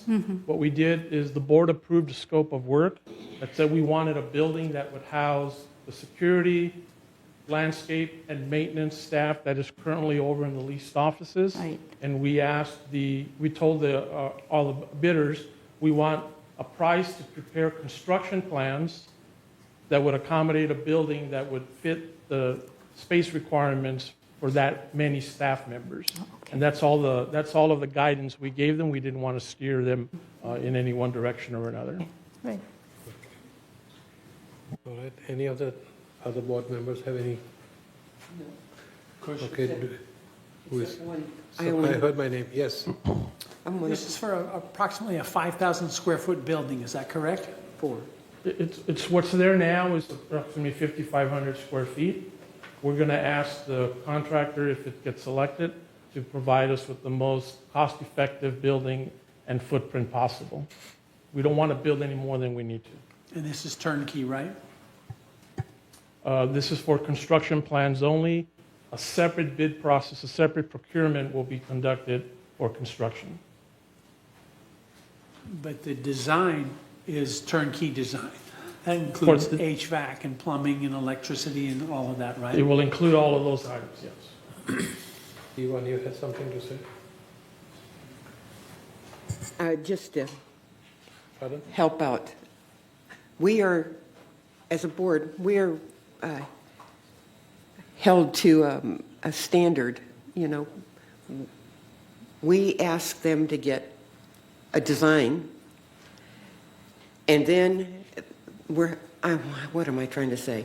And then they'll come back and get us our drawings, and we're held by our own policies. That's why we're come and do this way. Get the plans, and then we'll go out for a building. Okay. You know, so it's our own policies. If we don't like our policies, we need to change them. If you want to do an as-built kind of thing, if I'm making myself clear. You know. Last Thursday, a majority of the board members did a tour of the present facilities where those operations are, and it is a definite need that we need a building E. Those people are just jammed into their office space across the parking lot. Anybody else? I have a question. The appropriation for $336,000, does that include other options for other types of buildings, or just a build as it was previously in terms of construction? The intent, once a consultant is selected, is to work with that firm to come up with the most cost-effective building type. So we have not predetermined whether it will be a block building similar to like a broadband, something like that, or whether it will be a wood frame building similar to what's there now, or even any other building, whether it be modular or anything like that. We need an architect and engineer to help us determine what is the most cost-effective building materials that could be used. That's important for me. That is really important for me, what you just said. That'll be part of the process with the consultant. Okay. All right. I have another question. Actually, I have a request. I noticed here that the Finance Committee, in a very, very close vote, Director Fox and Prater opposed to recommend that the Board of Directors approve a supplemental appropriation. I understand that President Prater is here today. He's hiding there. Why did you and Howard vote no? You're putting him on the spot. I am, because we're being put on the spot right now That's okay. to move forward. It's okay to be on the spot. First, the cost of this project, okay, $336,000 for design, just design, okay? We're not putting a shovel in the ground, okay? One other thing is this project by this board was completely shelved a couple months ago. And it was the money was taken off of the original, was everything off. And within, I think, 60 days here, we have somebody who put this back together, and said this is what we need. And there are some specifications on there that I think are questionable. I'm not an expert, so I won't go into that, okay? And both myself and the treasurer of Third, thank you. We talked about this, and we're just going, this is too much, too fast, and we've been waiting all this time, and yes, we do need it. The building that they had fell apart, and I let them know at that meeting that it fell apart because our lack of maintenance, okay? Buildings can be maintained and kept up to code. It happens every day, okay? They need space, yes, along with landscape and the other entity that's in Damage there. restoration. Pardon me? Damage restoration. Okay, they need space. But that's going upstairs. However, I looked over the RFP, and there's nothing in there about any other kind of structure except building a building. I don't see anything in here looking for cost savings. I don't see anything looking in here. It just says it's going to be a building, okay? There's no reference to anything else, Thank you. okay? Okay. Now, to continue my thought, this is where I'm stuck. Yes, we need to house these very important departments for VMS, without a doubt. It is also our role, as people have pointed out, to do this from a financially responsible viewpoint. I would like to know that we have looked at all the options, that we have, all the options have been presented to us about how we can arrive at a building, and not just the options that get us to the building that we had before. There are other options here. Have we examined them? Are we doing this? Is that part of this 300? If it is, you have my vote. If it is, we're going to build it exactly the way it was before because that's what we did before. I don't want to hear that. I want to hear that we're smarter than that. I want to hear that we're making sound financial decisions from a viewpoint of experts of what is good building construction now to get to where we need at the lowest possible price. That's where you'll get my vote or you won't get my vote. I appreciate that, but just to answer that question in particular, so the GRF board has looked at various different options. In 22, 23, they looked at a modular building. They looked at other locations. They looked at moving people around. There's been a lot of effort for alternative evaluations that have been done. That was one of the reasons why the GRF board put together the space planning committee. That group also looked at alternatives and options. At the end of the day, the board in December decided to go out to bid with an RFP for the design of a new building. What I will recommend to the board to alleviate some of these concerns is that when you discuss the potential contract, that we include in that discussion some confirmation statement that would provide the board with the level of comfort that you need, that part of the work includes working with a consultant to come up with the most cost-effective building type construction method for this building. I think if we write that into the contract, that gives the board some sense of comfort, hopefully, and you certainly have staff's commitment that we'll pursue it that way. Thank you. Into the design contract, or is? Yes. Okay. Yeah. Okay, do we have any others? Brad's got a comment? Brad? I would just like to say that I will be voting no on this. I'm absolutely opposed to it. I've heard two fallacies. Number one is that we have to build a building where E was, which I don't believe our lawyer has ever told us. Everybody has an opinion on it, but I would like a legal opinion on that. Number two, I believe that if we use this building for resident services only and move staff in here and moved all of our other stuff out, we'd have adequate space. The most expensive type of building to build is an office building, and yet we've decided to build an office building when we already have one that we're using for ping pong and computer and taxes. If we used all the space in here for office space, we could build a less expensive building somewhere else and move some of the resident processes that we have in here out. I've heard the fallacy that we can't have emergency services on the third floor. There's not a single sheriff's department in Orange County that doesn't have 2 or 3 floors to it. So this is really premature.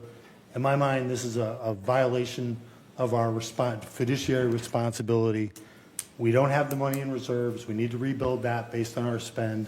There's no sense of emergency that we need to get this thing done now. I just think that this is a complete and total waste of money. Now, having said that, corporate members have already approved $4 million, the cart before the horse, before we've even designed anything. So that also is unfortunate, because once this design is done, corporate members, and God only knows who will be on the corporate member board at that point, will still have to approve the construction process. So we might spend $335,000, and a year from now have a different corporate structure that says, no, we don't want to build a $4 million building. So I don't think we've explored all of our options at all. And I think that this is, not taking into account the fact that our reserves are incredibly low right now, and they're going to get lower as we finish the Ting project. And there's no sense of urgency to get this done today or this year or even next year. Thank you. Thank you. Steve? Director Hormuz?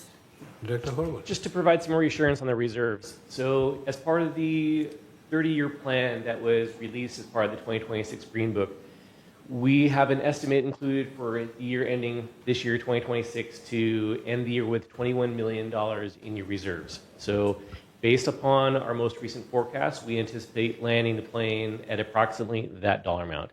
But keep in mind that you are correct, that that $4 million, or whatever the dollar amount comes to be, is not included in that $21 million. We will be bringing it forward as part of the 2027 capital recommendation. So it'll be up to this board here to make a determination whether you pursue that plan as well. So again, to your point, the corporate members did recommend $4 million or above. It'll be part of the plan that we proposed from staff's perspective. From an urgency perspective, you have a reasonable location next door, right? And you can continue to use those facilities. Those rates will continue to climb, as will construction costs. So we have a ROI to the tune of between 10 and 15 years before the investment in a new building makes more sense, right? However, again, construction costs are going to go up.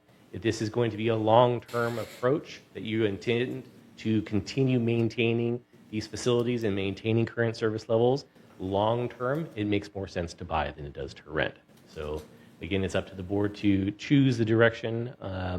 I want to say with regards to have we pursued all the options, just again, on the finance end of the house, I did read all the information that's been provided by other departments. Last time I read, it was going to be $6 million to do the tenant improvements to make it readily available for security. So you're either going to get a new building for $4 million, $6 million, whatever it's going to come up to be, or you're going to make it readily available for use this building at the same price. So it's just a determination the board will need to make. That's my concern. We've already approved $4 million, but it could ramp up from there.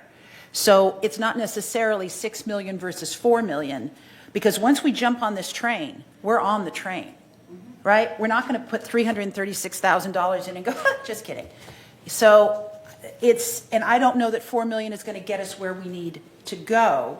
It was just, in my opinion, a number that was thrown out to appease people, to get them to vote for it. So I don't know that this is going to get us where we need to go. So I'm not convinced. I believe that there's probably maybe a 50-50 here, I'm not sure. But I think our responsibility to the trust and to our resident members is to maintain our property to the best available information that we have. And the deck that we are dealt at this point. Across the way here, we're leasing space. It's cramped. It's unproductive, at least from my view. And we have that building E, the location, and according to our trust, we can demolish that building and rebuild it at the same spot. The water, power, everything is there. They've got tremendous amount of parking, and it's better than having all of these security vehicles in a public parking lot. I feel more comfortable having it in the place where it was before. Everyone's right, it should have been done a while back, and back to 2010 and 2014, when it was originally discussed to do that, we didn't do it. And now we're behind the 8 ball. I think the simplest way to do it, keep it in its place, tear it down, rebuild it, put the security back over there where they are out of harm's way and they can function properly outside of this building next door in this parking lot here, which is definitely not a parking lot for security vehicles, as well as the landscaping and everything else that needs to be done. So I would highly vote that we take care of this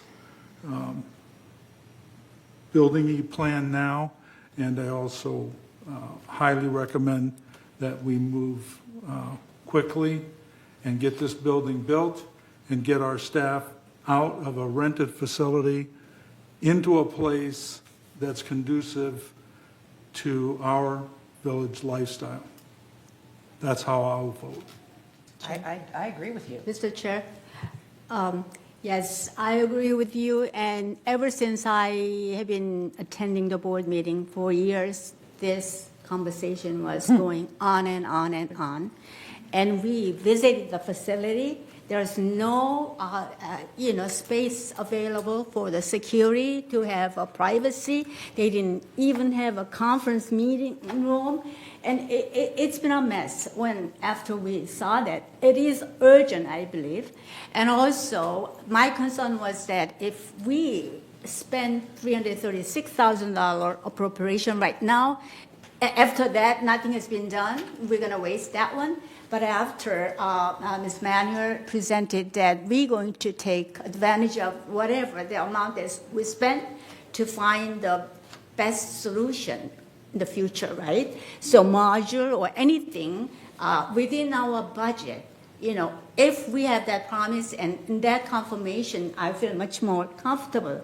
And plus, last night, thank you, Mr. Wormuth, and Steve and I had a long conversation regarding the reserve fund. What is the balance right now, and what's going to be the year end? Is it feasible? Yes, we have to spend $4 million extra and whatever, but I feel much better, and I think we are going to discuss in detail in Finance Committee, next one, reserve fund, and then next year capital plan, whatever. So now I feel much better. Since I'm a new treasurer, I did not know the in detailed information before. But last night, in order to prepare this motion to be on the, our agenda item, I studied and I feel much better. It is, of course, there might be some other project our president wants to do it. But at this time, if we really need to be careful and try to watch what the level of our, the reserve fund level, it is not bad at all. So I feel that I'm ready to vote yes for this. Can I ask a question? How many security vehicles have been damaged being parked over here in the last 5 years? Yeah, that's my point. It's another opinion, not a fact. They're fine over here. They're not being damaged. Make it up. I mean, and a reserve fund, what was it 2 years ago? 40 million? And it's going to be 21 million at the end of this Ting project? That's a substantial change. I understand that there's a review and there's an assessment, but we've taken a lot of money out of it and we haven't given it a time to recover, in my opinion. Just to clarify, so I'll go and present that number in the Finance Committee the next time it comes up, but it's been consistent at about $20 to $25 million. So there was a report that did show it higher, but it was presenting, it was not removing what had already been spent under the work in progress, and that is the distinction why it may have shown a higher dollar amount previously. Thank you.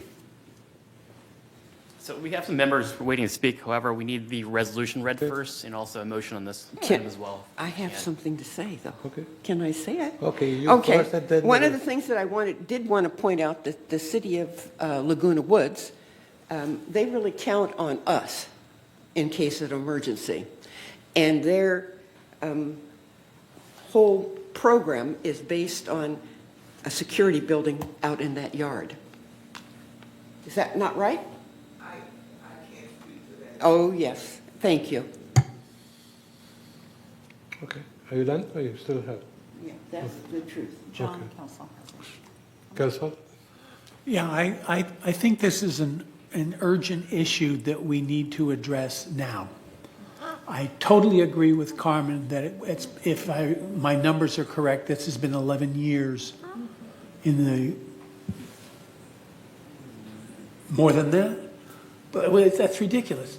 We have a need, we toured the facilities and the departments over here the other day, and we found out that there is a need that's not being filled over there, and we need to address that need. Two things. One, the cost to rent over here is going to do nothing but go up. When we at the end of the month, when we pay the rent, it's gone. We've got nothing to show for it.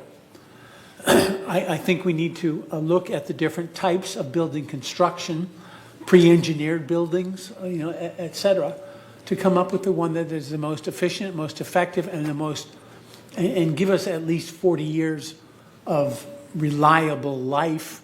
But the need for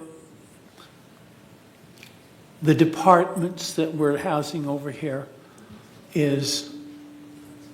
we're hampering them from being able to fully do their job.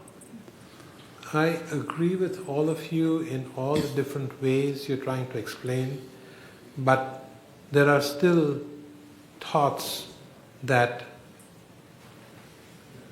did you go and see them before it was, Building E was termed as not usable, where they were? They were still cramped. I was there, I went there, and I saw the way they were sitting and working. It was the 5,500 square feet that they had was still very cramped. There was a complaint that there is no men's and women's toilet because there were women in one department and men, so there was no separate, there were no showers. So there were still complaints even though it was 5,500 square feet. So there's no guarantee that when we build the new building, there's going to be no complaints. So it's going to, in my opinion, if we want the same setup in there, we will still have complaints. You will need a 5,500 or a 6,000 square foot building only for security. So to be able to achieve that, and it doesn't have to be in that spot itself. You could, because all the basic stuff is there, the electricity, the gas or whatever, the generator, everything is there, the parking. But we still feel, at least I feel, that residents come first. If we need to build a building, we need to build one for the residents first. Yes. If we do that and moved all the recreation from this building out there, then you can house all your different departments up here.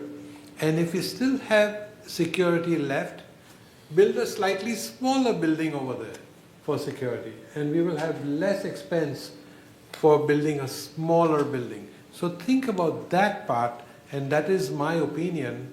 It does not have to be followed in whatever I say, but that's what I feel is the way to do it. Keep this building as the administration building, not a combined multi-use building. That is what I'm trying to say. And I've been trying to say this for more than 2 years or 3. Use this building as an administration building, so all the staff come here and go home from here. So this will be your work staff building. I agree with you, but... That's what we should do. But we have the opportunity, if we have the knowledge of what those concerns and issues One were. meeting, please. One conversation, One meeting. If we know what those issues and concerns were and are, then those should be included in this $336,000 plan to accommodate those or correct those. So that is what we've been trying to partake to the departments, that we need a kind of a combined effort. That's my opinion. Agreed. And I don't know why it has not been heard so long. Well, I think, if I may, Paul? So again, we need the resolution read right now. If you can. Thank you, Paul. thank you, Paul. I'll read the resolution. Okay. I will read the resolution. Yes, please. I'll be back. Resolution 90-26-XX, Building E Design Plans Supplemental Appropriations Request. Whereas on December 2, 2025, the Board of Directors reviewed an RFP for the design. Excuse me. We're going to have to separate you two. I'm going to repeat this. Whereas on December 2, 2025, the Board of Directors reviewed an RFP for the design of a new Building E and authorized the project to go out for solicitation of consultant proposals. And whereas on March 16, 2026, the Maintenance and Construction Committee voted unanimously to recommend that the Board of Directors award a contract for Building E design plans and authorize a supplemental appropriation for $336,500 from the Facilities Reserve Fund. And whereas on April 7, 2026, the Board of Directors considered the approval of the supplemental appropriation in support of awarding a contract for Building E design plans. Now therefore be it resolved on April 7, 2026, that the Board of Directors of this corporation hereby approves a resolution approving a supplemental appropriation in the amount of $336,500 from the GRF Facilities Reserve Fund to retain a licensed architect to prepare the necessary construction documents and cost estimates for a new Building E, and resolve further that the officers and agents of this corporation are hereby authorized on behalf of the corporation to carry out the purpose of this resolution. Do I have a motion to bring this forward? Mickey, second? And John? Discussion? I thought we just did. Well, I'm sure there's more. There- From the floor. Yes, there are several. So we'll start with Ira Lewis. But Carmen had his hand up, so I want to make sure. No, that's fine. Okay. Okay.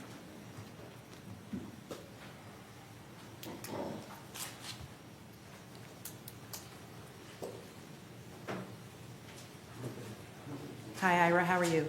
I'm good, thank you. Good. Good morning.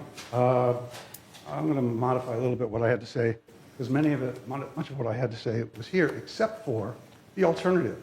It's not really ever been considered. You talk about building costs, but never building maintenance.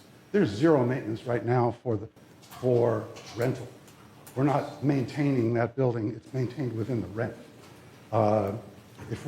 Office buildings are the most expensive to maintain. We don't need 2 office buildings. If you were to build a field house on the empty lot next door, move all the resident services right now that are recreation from this building, clubs, to that building, you have more than enough space for VMS to do whatever they want to do in the entire building, and it would solve a lot of problems of a mixed-use office building. Field house is cheaper to build, cheaper to maintain, and is something for the people to use. It can have meeting rooms that, with sliding walls. We're always short of meeting space. And that's something that would address as well. I think just the cost of the two is going to be dramatically different. The maintenance of the two, a field house versus a second unnecessary office building, is just too much. And yes, this has been turned down twice by the mutuals, another building E, and we really don't know how much these things, do we have a cost of how much a field house would cost right over here? No, you don't. It's just been ignored. So it's a viable alternative, and it needs to be talked about before you move ahead with this, because it would also, like I said, solve the problems of having this as a mixed-use building. It's an office building. Keep it as such. Take everybody else out, put them over there in a new facility for the people at a lower cost and a lower cost to maintain. I wish I was here earlier when this started to come up, but unfortunately not. We all do, Ira. But there are, I mean, if you want to spend money, you can spend money on something that's going to save money. GRF spends $1.25 million a year on electricity. You could, as a capital project, put in Clubhouse 5 parking lot carports over the whole thing with solar panels on top, just like hospitals and high schools do. And you can add the new high-density zinc-based batteries and end up with a disaster center where people could go if we have a fire, if we have a blackout, if we have any kind of thing where people need to go. I'm looking at Steve Parsons behind you going, good idea, Steve. Yeah, so there's a lot of other alternatives if you want a capital project to save money as well as do something for the people. And I urge you to look at a field house if you want to build another building before you build another office building that has that maintenance and cost to it. Thank you. Thank you. Thank you, Ira. Appreciate all your thoughts. Anybody else? Yes, there are several. There's a letter I'm going to read, and then following will be Jim Hopkins in person.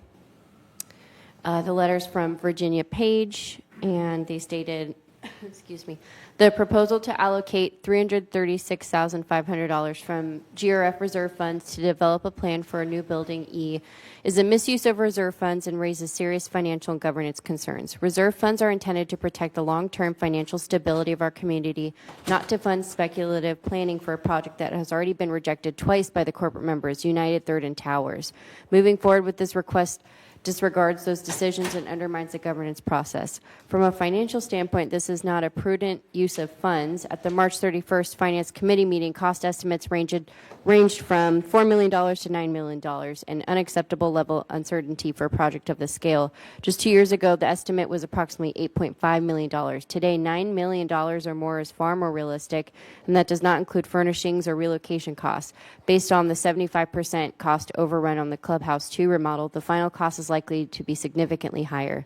Staff identified for Building E include security and landscape maintenance, both primarily field-based functions, not office-based roles.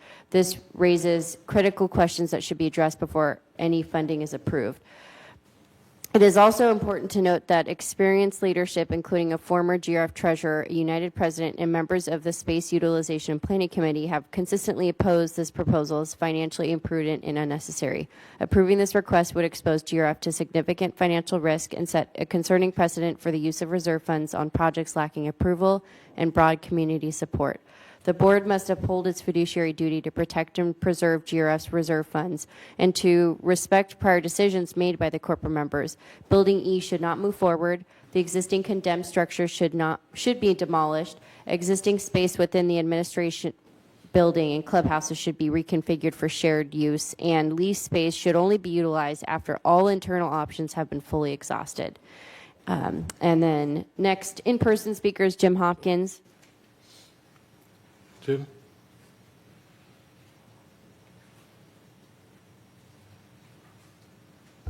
Well, thank you all. I mean, this has always been a tough subject. Oh, as you know. As I know, yes. But I wanted to just remind all of us that, and I thank you, Director Holmuth, the reserve fund is a savings account. And that savings account has always considered a replacement of that building over there. Whether it's been moved into an allocation or not, that's a whole other thing. So I think sometimes that we often, in our enthusiasm, confuse an allocation, which is just an annual move forward. We confuse that with actual what's in the reserve. So when you put money in, like the $4 million, you're just moving it forward. It was always considered as part of a replacement reserve. That's the other thing is the Austin study did take a look at what if we moved everything here. I don't know if you've seen it, but we spent $50,000 for that. There have been a couple of other studies. They all said, yes, you can move everything in here. Guess what? Table tennis loses 6 tables, archery goes away, shuffleboard goes away, and there were several other things that impact residents. So when we say to ourselves that I'd rather do something for residents, space, if you take away space, the impact is residents. It's not just because it happened to be space for staff. So I just want us to consider all of that stuff. The community center, I heard that it was designed for administration. No, it wasn't. All right? When it was put together in 2002, that table tennis area was specially built for table tennis. Better lighting, wooden floors, all kinds of things strictly for table tennis. Same thing with the wiring in the computer center, the PC and Mac. It was wired that way from the beginning. So when we say this is an administrative building, it was called community center for a reason. Now, we can change it, but we need to be cognizant that's what we're doing. The other thing is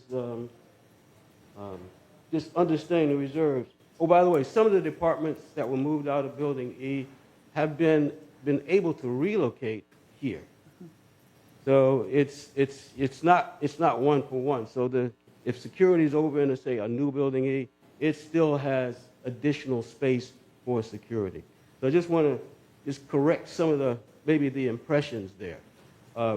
Space planning, I mean, we considered a lot of things. And so a lot of things that are coming up now are about alternatives.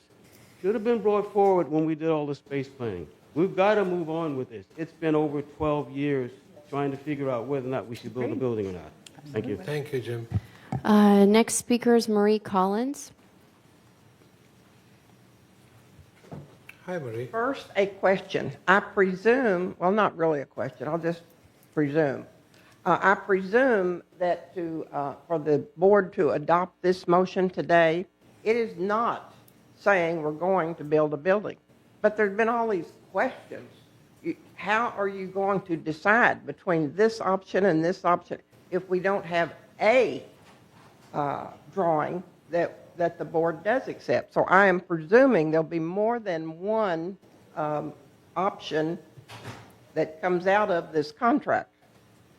Contracting for a design person. And also assume we do not have a design person as an employee of VMS to do this. So somebody needs to do it. Okay.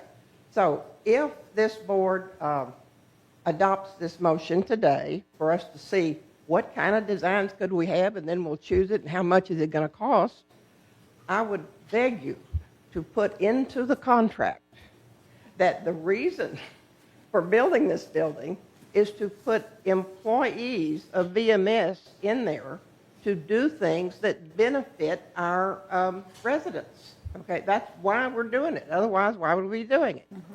Okay, a site, Clubhouse 1.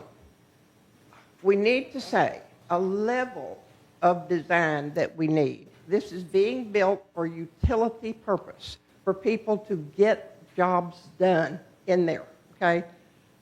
I don't want to like walk into Clubhouse 1 and see a Taj Mahal type fireplace and then bathrooms that were really, I always thought, really nice bathrooms. Need versus want, or need versus beauty. Okay, the other thing I'd like to speak to are comments from Director Castillo and Barnhart and today, and from Why is my name so hard? President Baja the other day at the finance meeting. Comparisons need to be made. Well, let's say we do this and we get a design, we figure out how much that design will cost. That's when you can compare. What would modular facilities cost? What would it, you can we can keep people in the rented places for more than 30 years for the amount we do this. What would it cost if what they have now is not sufficient? What would it cost to build it out? You can do contracts with that. The other thing is we need to compare, I think, we need to compare whatever design the board accepts, what's the cost, what's the benefit, keeping the rental over here, modular designs, one that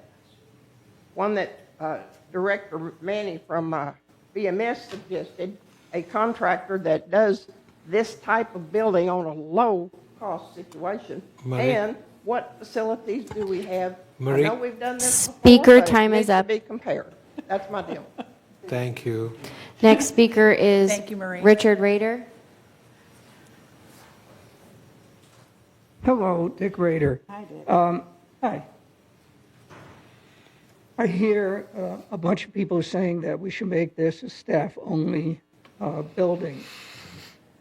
Jim touched upon it, but I want to give you a more specific example of how this can negatively impact residents. One of the proposals was to take the PC and the Mac learning centers, combine them, and move them over, I believe, to Clubhouse 1. That's a designated area. It no longer becomes a rentable space.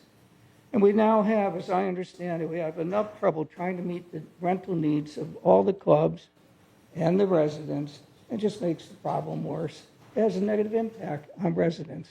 So I'm suggesting, I believe you should move forward with this and just get the job done.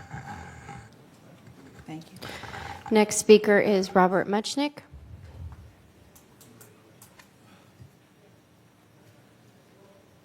To make this, thank you, first of all, for all your efforts related to this. I'm going to speak very briefly in favor of this motion.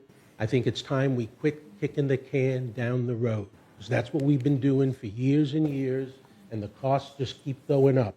It's time we just made a decision. Thank you. And then final speaker is Cynthia Rupert, and she's on Zoom, so let me pull her in right now to allow her to speak.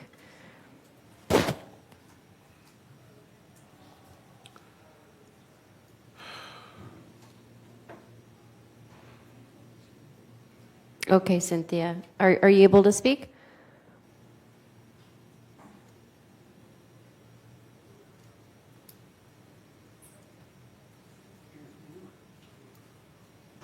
You're unmuted, but we're unable to hear you.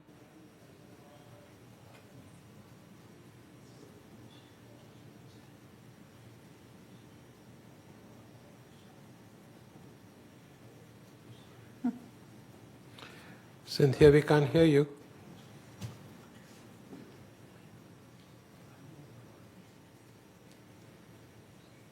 Hello? Okay.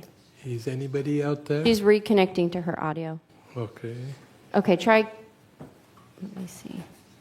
Hello, can you hear me? Yep. Yeah. Yes, now we can. Finally. Just a little louder. That was like pushing about 20 buttons on my tablet here till I found one that worked. I guess I did. Little louder. Good afternoon, or everybody. And I know this has always been a very difficult discussion regarding replacing this building. But as you've had numerous people come up and comment, it has been many years, and it keeps rolling on, and it just keeps rolling on. And as that happens, costs for construction go up, costs for materials go up, costs for rent goes up. Everything is going up, up, up. And if we want to be as cost effective as possible, we really need to get moving on this, and we need to push it forward quickly and effectively. The idea that we can use some of the building that we're in, the administration building or not, this has been gone over almost every single year for the last 8 or 9 years. Or we've had so many different assessments, reports, people coming in and doing analysis.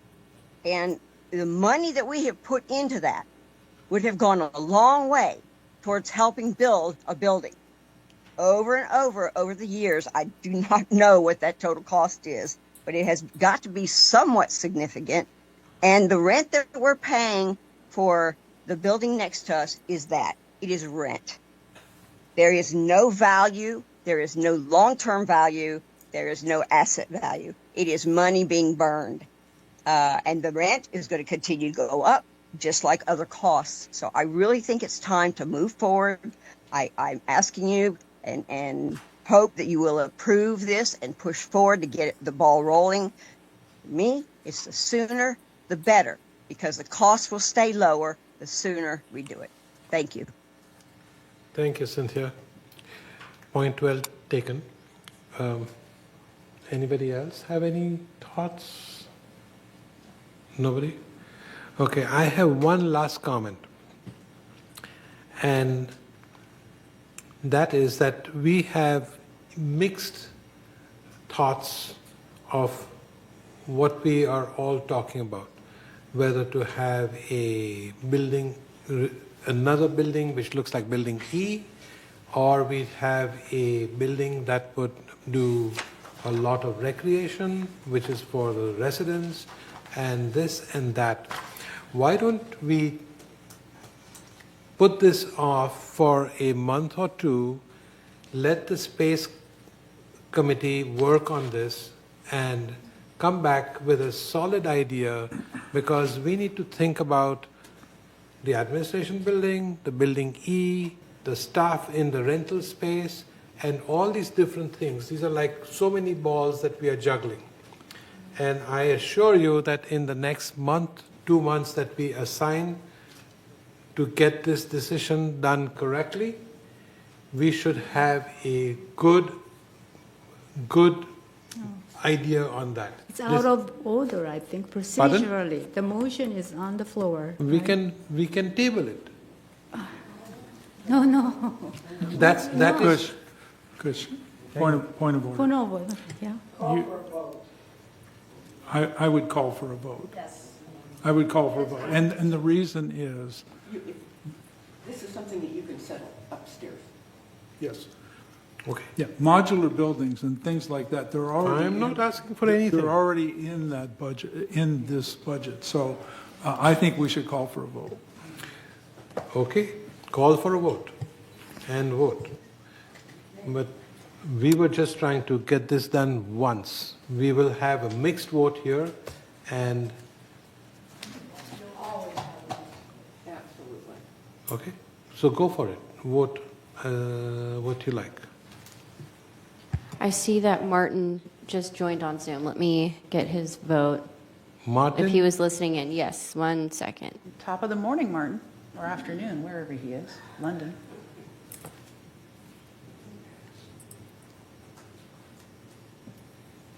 Test 1, 2, hello? Hi, Martin. We can hear you. The board is currently voting right now on the Building E item. Do you want to provide your vote for that? Oh, gosh, I know where, I had my hand up wanted to add to Cush's comment Martin, vote. that, Martin, we're beyond but I guess discussion. it's too late for that now, huh? Yeah, Just yeah. vote. Yes, We've I been see talking for an hour now. Well, okay, So if you cannot see the screen, I can read it to you. No, he doesn't. It's fine. If doesn't he need just to wants know. to, would you like to abstain since you just jumped into the conversation? if you could just reread the motion. To approve a supplemental appropriation of $336,500 from the Facilities Reserve Fund for Building E design plans and specifications. Okay. I vote no. Well, it was a mixed vote. Like I told you. So the motion passes. We have 5 against 4 and 0 abstain. So, okay, next.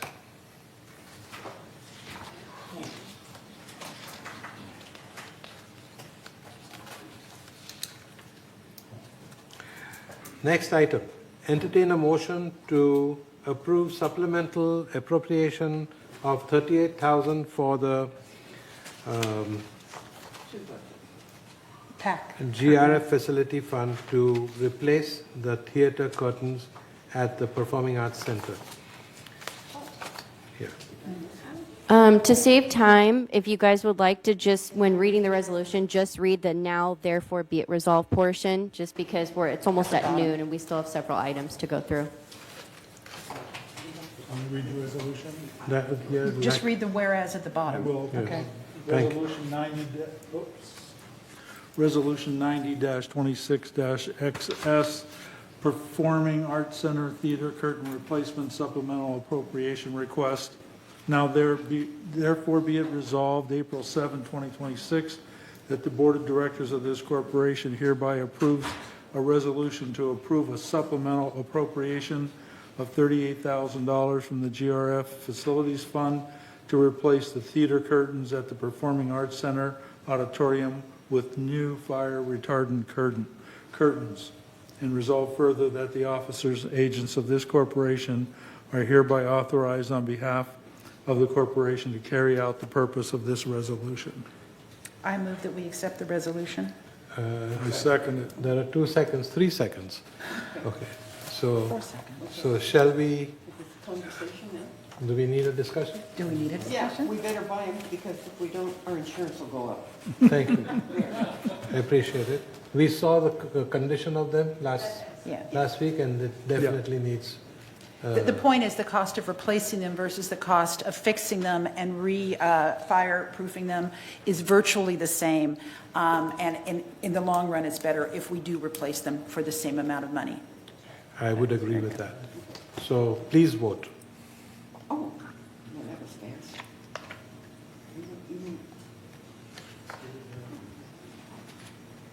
Okay. I also have Martin's vote. He votes no. Martin, you still there? Yeah, he provided his vote via Zoom chat. Okay, great. Okay, I think the Interesting vote. vote carries forward. Number C, I think we have to speed up a little bit. Entertain a motion to approve supplemental appropriation of $113,671 from the equipment fund to replace 6 utility vehicles to be offset by closing 4 existing appropriations. What does that mean? They're taking. Jose's here, he might be able to tell us. They're taking 4 out of commission.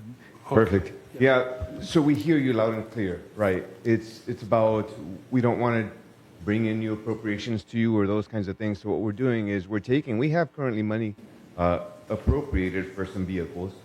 We don't need those kinds of vehicles, or we have some money left over. We want to take that money and instead buy what we really need, and we desperately need right now are going to be these 6 utility vehicles. There is a slight correction on that number. It's a little bit lower than that. 102,955. Your staff reports are correct, but that front page didn't Good get job, updated. Jose. So I We like apologize for that that. part. That's on the resolution. And And so again, you're going to be closing a couple of other items, so it'll be a net zero for you.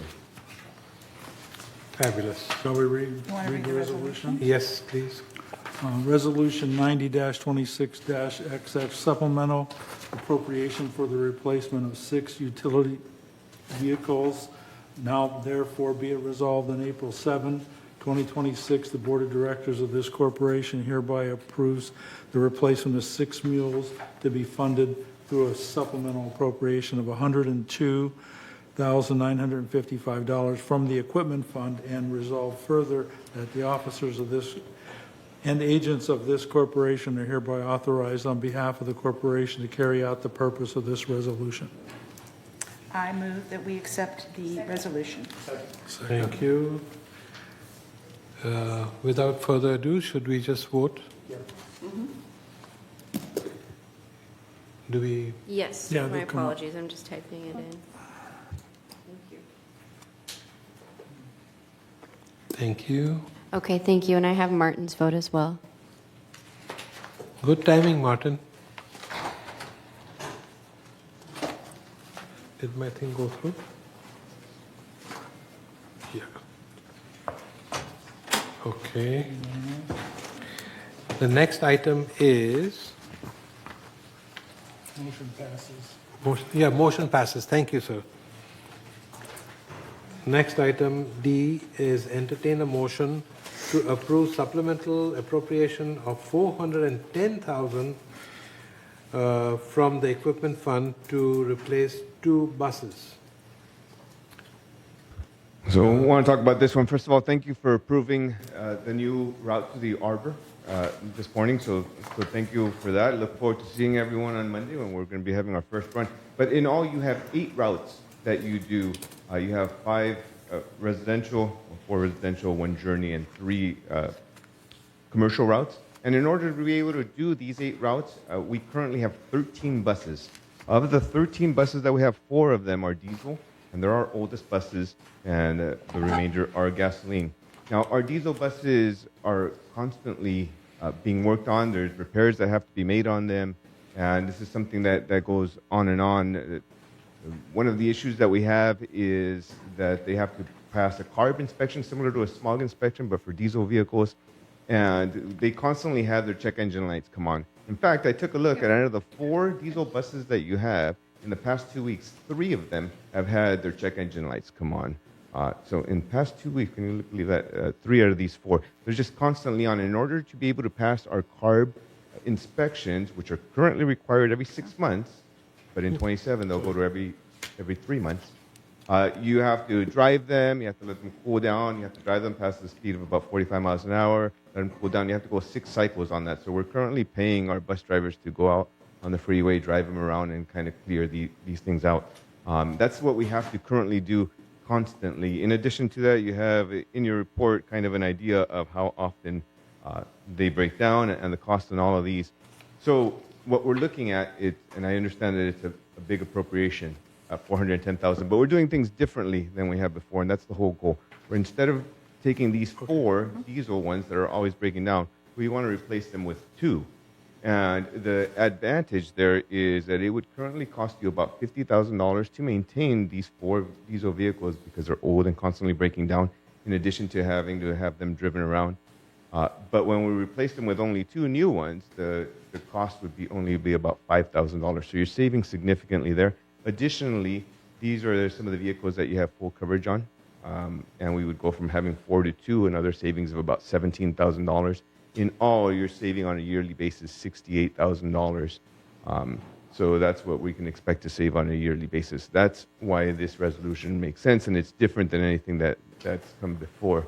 This isn't a standard replace what we need. We're going from 4 to 2 and doing it that way. And the question's been asked, well, don't you plan for these things? Yes, they were included in last year's proposal, but as you know, there was a moratorium placed on all vehicle purchases. So happy to answer any more questions for you. If we don't have any, or do we? Are they electric or are they gas? They're going to be gasoline. The electrics are about 2 to 2.5 times more, and we need infrastructure and a lot of changes. 12D. Okay. If there's, Well, we have to get the resolution on. yeah. Yes, John? Will this impact the availability for riders to get where they want to go? No, and that's one of the things that we were really looking at is, finding out, are we right sized? And we have so many buses for a relatively small amount of routes. We have 13 buses to do 8 routes because they're constantly down. This will let us right size. It'll get us down to 11 to be able to do those 8 routes. Okay, if there's no questions, then Carmen. Resolution 90 dash, I keep forgetting that. Resolution 90-26-XX, supplemental appropriation for the replacement of 2 buses. Now therefore be resolved on April 7, 2026, the Board of Directors of this corporation hereby approves the purchase of 2 buses to be funded through a supplemental appropriation of $410,000 from the equipment fund, and resolve further that the officers and agents of this corporation are hereby authorized on behalf of the corporation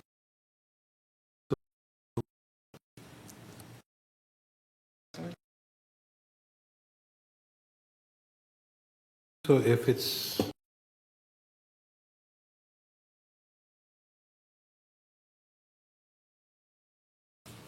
please go ahead and vote. Jose, what happens to the old buses? Do we just sell them off?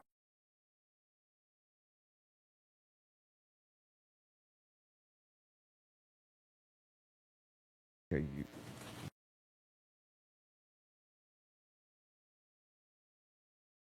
but it,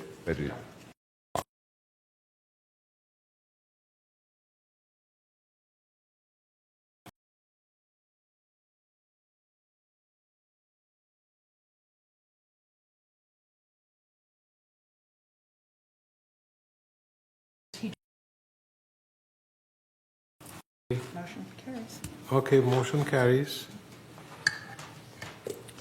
Next. Moving on. All right. Last of the motions. Entertain a motion to approve the revised trust facility fee resolution to formally incorporate GRF's existing waiver and refund policies. April initial notification, 28-day notification for the member, review and comments to comply with Civil Code 4360. Does everybody know what that is? Yes. What we are talking about? Yes. Okay, that's good. Carmen? So we'll read the resolution 90, the resolution 90-26-XX, the trust facility fee from $7,500 to $10,000.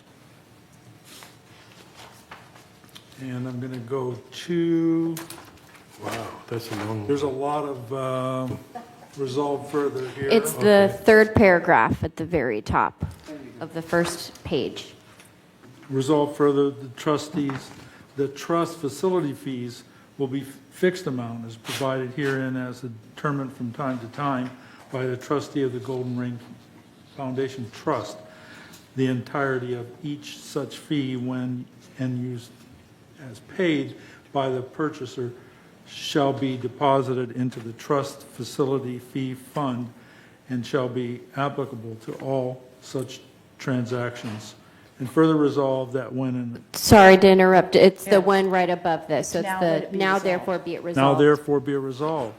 May 5, I stand corrected, 2026, that the trustee of the Golden Rain Foundation Declaration of Trust recorded March 6, 1964, and the board will impose a fee to be known as the trust facilities fee in accordance with all terms and conditions contained in this policy and in Civil Code 4580 on all transactions involving the purchases of separate interest in any of the trust stores, common interest developments, United, Mutual, and Third Mutual, and Laguna Woods Mutual 50, each of which is herein referred to as trust store within the city of Laguna Woods as an obligation of the purchaser, effective January 1, 2026, for purposes of determining effective date, purchase contracts entered prior to January 1, 2026, in which escrow opens before January 1, 2026, and closes on or before March 31st, 2026 are deemed transactions occurring prior to the effective date. That's it. Wow, there's a long thing. So nothing else has changed for purposes of, my understanding is nothing about this has changed other than the fact that we are taking our trust facilities fee up from $7,500 to $10,000. Is that correct? Correct. Okay. Okay, so, We have staff here to clarify. Thank you. Because there's a lot of whereases and resolve there. Yeah, folks. we're not, this is strictly about the refund waiver policy. We're combining the refund waiver policy with the trust facility fee. Right. So we're not changing anything with the fee itself. So this is about accepting the combined two different policies to one to make it easier to distribute and explain to staff and agents and realtors throughout the community. So that is the whole purpose of this for today. Got it. thank you. Director Rosa has a question. Question I have is, we still have the scalable trust facility fee. Anything below 200,000 is different than above, right? Yeah, nothing's changed. Okay, thank you. Okay, still in place. Can we move to the next step? So I move that we accept the second. resolution as presented. Okay, Mickey second. All right, is it time to vote? Okay, go ahead. Okay, Thank you, Martin. I Moving. have your yes vote. moving right along. I think we just need Yvonne's vote. Use your finger. If it's not working, do you just want to let me know yes or no, and I can submit it? Perfect, we have it. You have to hit it 5 times. That's 5 votes. You're stuffing the ballot. Okay, this thing passes. So this is now the end of all the activity. We are supposed to take a 5-minute break, but instead what we will do is we will just report on our finance committee report, and after that we will then we will recess. Yes. So we won't be doing The the other committee report. reports. The other reports. So do we have a slide, please? Yes. Thank you. Mickey, this is your first report, isn't it? I know. Right. Thank Good you. All right. Treasurer's report for April 7th, today, board meeting.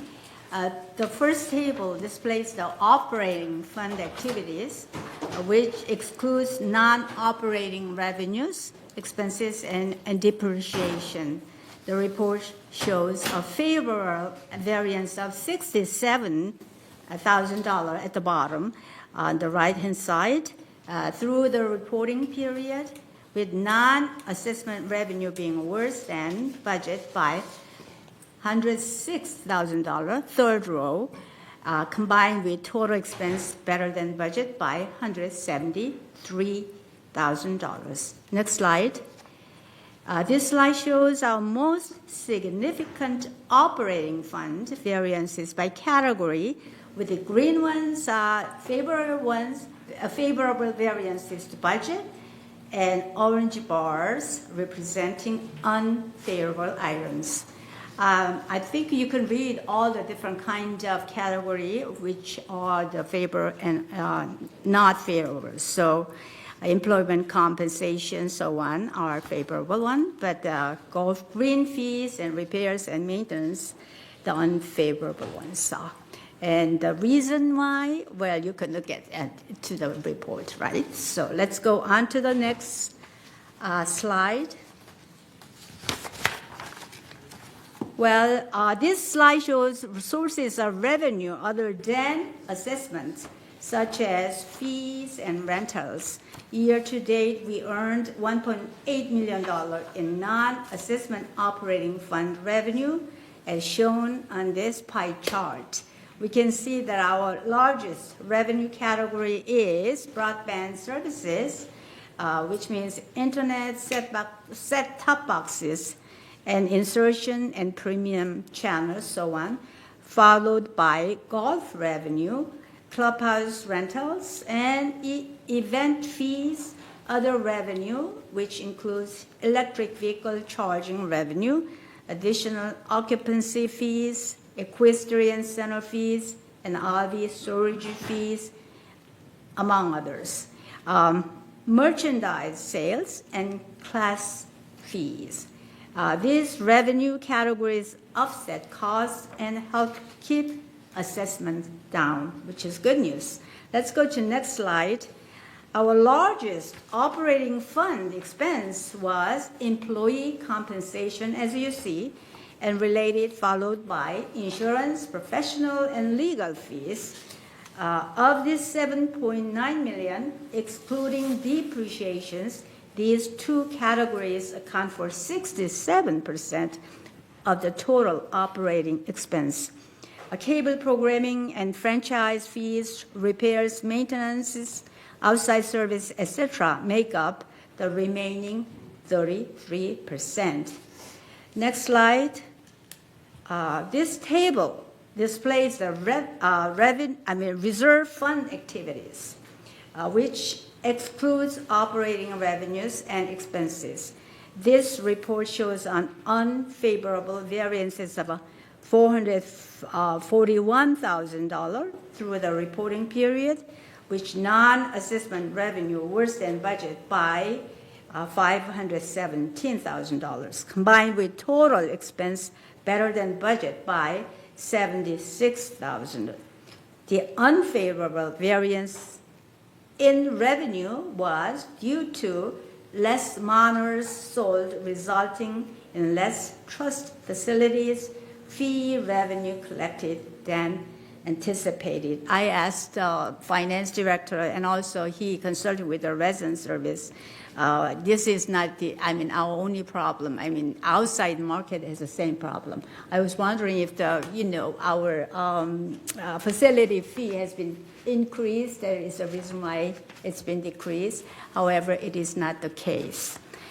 Let's go to slide 6. We have a slide here to show resale history from 2024 to 2026. As you see, I just explained it. January 26, February 26 was down compared to the previous years. And, again, the market has the same problem as of now. That's what I was told. Okay, and slide 7, the reserve and restricted funds adjusted balances are shown here. And starting with the first column on the left, reserve funds have a combined ending balance of $40.3 million, right? Restricted, that's what I was referring to earlier. And restricted fund balances have an ending balance of $2.8 million. Included in these totals are contributions received in 2026 through assessments and trust facilities fees and investment earnings. The second column shows a work in progress of $10.6 million for reserves and $0 for restricted, reflecting the amounts paid for projects not yet combined. As you see, $10.6 million is related to mostly Ting project. And the third column represents the resulting adjusted fund balance of $29.6 million for reserves and $2.8 million for restricted. Next slide. This listing on this slide gives you an idea where the reserve money is committed. Of the $32.6 million appropriated by the board for various projects and equipment purchases, the remaining encumbrance against our reserve funds is $19.5 million, primarily for fiber improvements and work at the GRF facilities.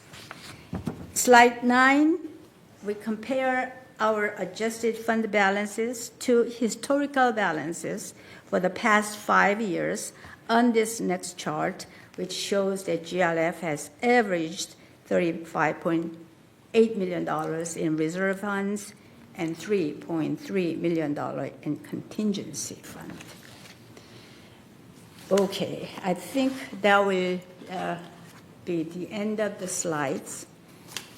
And we had our audit committee finished our work last Friday, so all three mutuals and GRF approved the audit report. So that is done, right?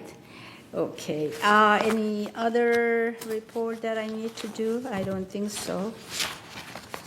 That will do it. And the budget will start. Is there any question? And he's right there, so. Okay. Is there any comments on this? I guess no. So with that, I think we will take a recess. Is this a recess or are we going? Recess. Yeah. The open session is recessing, and you guys will reconvene in closed session upstairs. Just, So we don't get to make any member comments, is that what you're telling me? director's comments. You sure can. Sorry, if you want to. Let's start with Brad. Oh, anything. The meeting is over. Oh, we're done with the whole thing? We're done with the open. No comments. You? Well, I have a comment. Okay. I would like to, oh dear.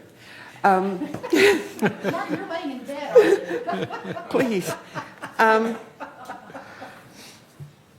I appreciate all the thoughtful comments that everybody made. And on the lighter side, I'd like to say congratulations to the Laguna Woods Senior Clown Alley, Wow. who won a trophy at the local Newport Beach Patriots Day Parade. So congratulations to them. Thank you. Wow, wow. Okay, Carmen? I'd like to thank the staff and the board for cooperative work today. Thank you. Thank you.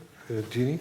Well, number one, I know Building E has been a hotly discussed topic, and thank you for all the civility and thoughtfulness in the room today, because those conversations have gotten pretty heated previously, and they weren't pretty. So thank you. Cooler heads prevailed. We came up with a good decision, number one. Number two is thank you. Big shout out. Last week, we had a director's bus tour of the GRF facilities. The reason we did this was to give our new directors, myself included, an overview of all the things that we are supposed to oversee. And we felt it was very important that people actually see and understand what they're voting for, against, or about. It was wonderful, and I would like to give a huge shout out to Catherine for taking literally the entire day and trying to herd cats. She was fantastic. She kept us on time. And really, I know she gave up an entire workday for this. So appreciate her very, very much. And I think that was part one. We decided that we saw so much and learned so much, and we saw only half of the entire community, that we're going to ask her to do it again. Carlos, I'll let you tell her that. Anyways, thank you, Catherine, for all of your help. Go ahead. Nikki? Oh, well, again, I really feel that we have a good team, and so we can disagree each other. However, our discussion are very, very serious and considerate, and I am feeling very good. Thank you. Thank you. John? The learning process goes on, and it's great working with this group of people who can disagree but agree in the end without confrontation. And John again. I concur with Jeannie on thanking Catherine and the team for allowing us to go see and understand what we have to administer and oversee. That was a wonderful, wonderful tour. And I think we've got a great team here that can disagree but agree at the end. Good team. I did have one last Martin? question. Sorry? I did have one last question. Are we going to go with Mission Revival or Spanish Revival? A combination of Don't know yet. Martin, you have any comments? Cheerio, jolly good. No worries. Yeah, about Building E. Building E does not have to be built where Building E is. Okay, that's just going to say that because that foundation is very sketchy and it's going to be costly. Hats off to the team group for the ramp up in their as to what occurred over this past week.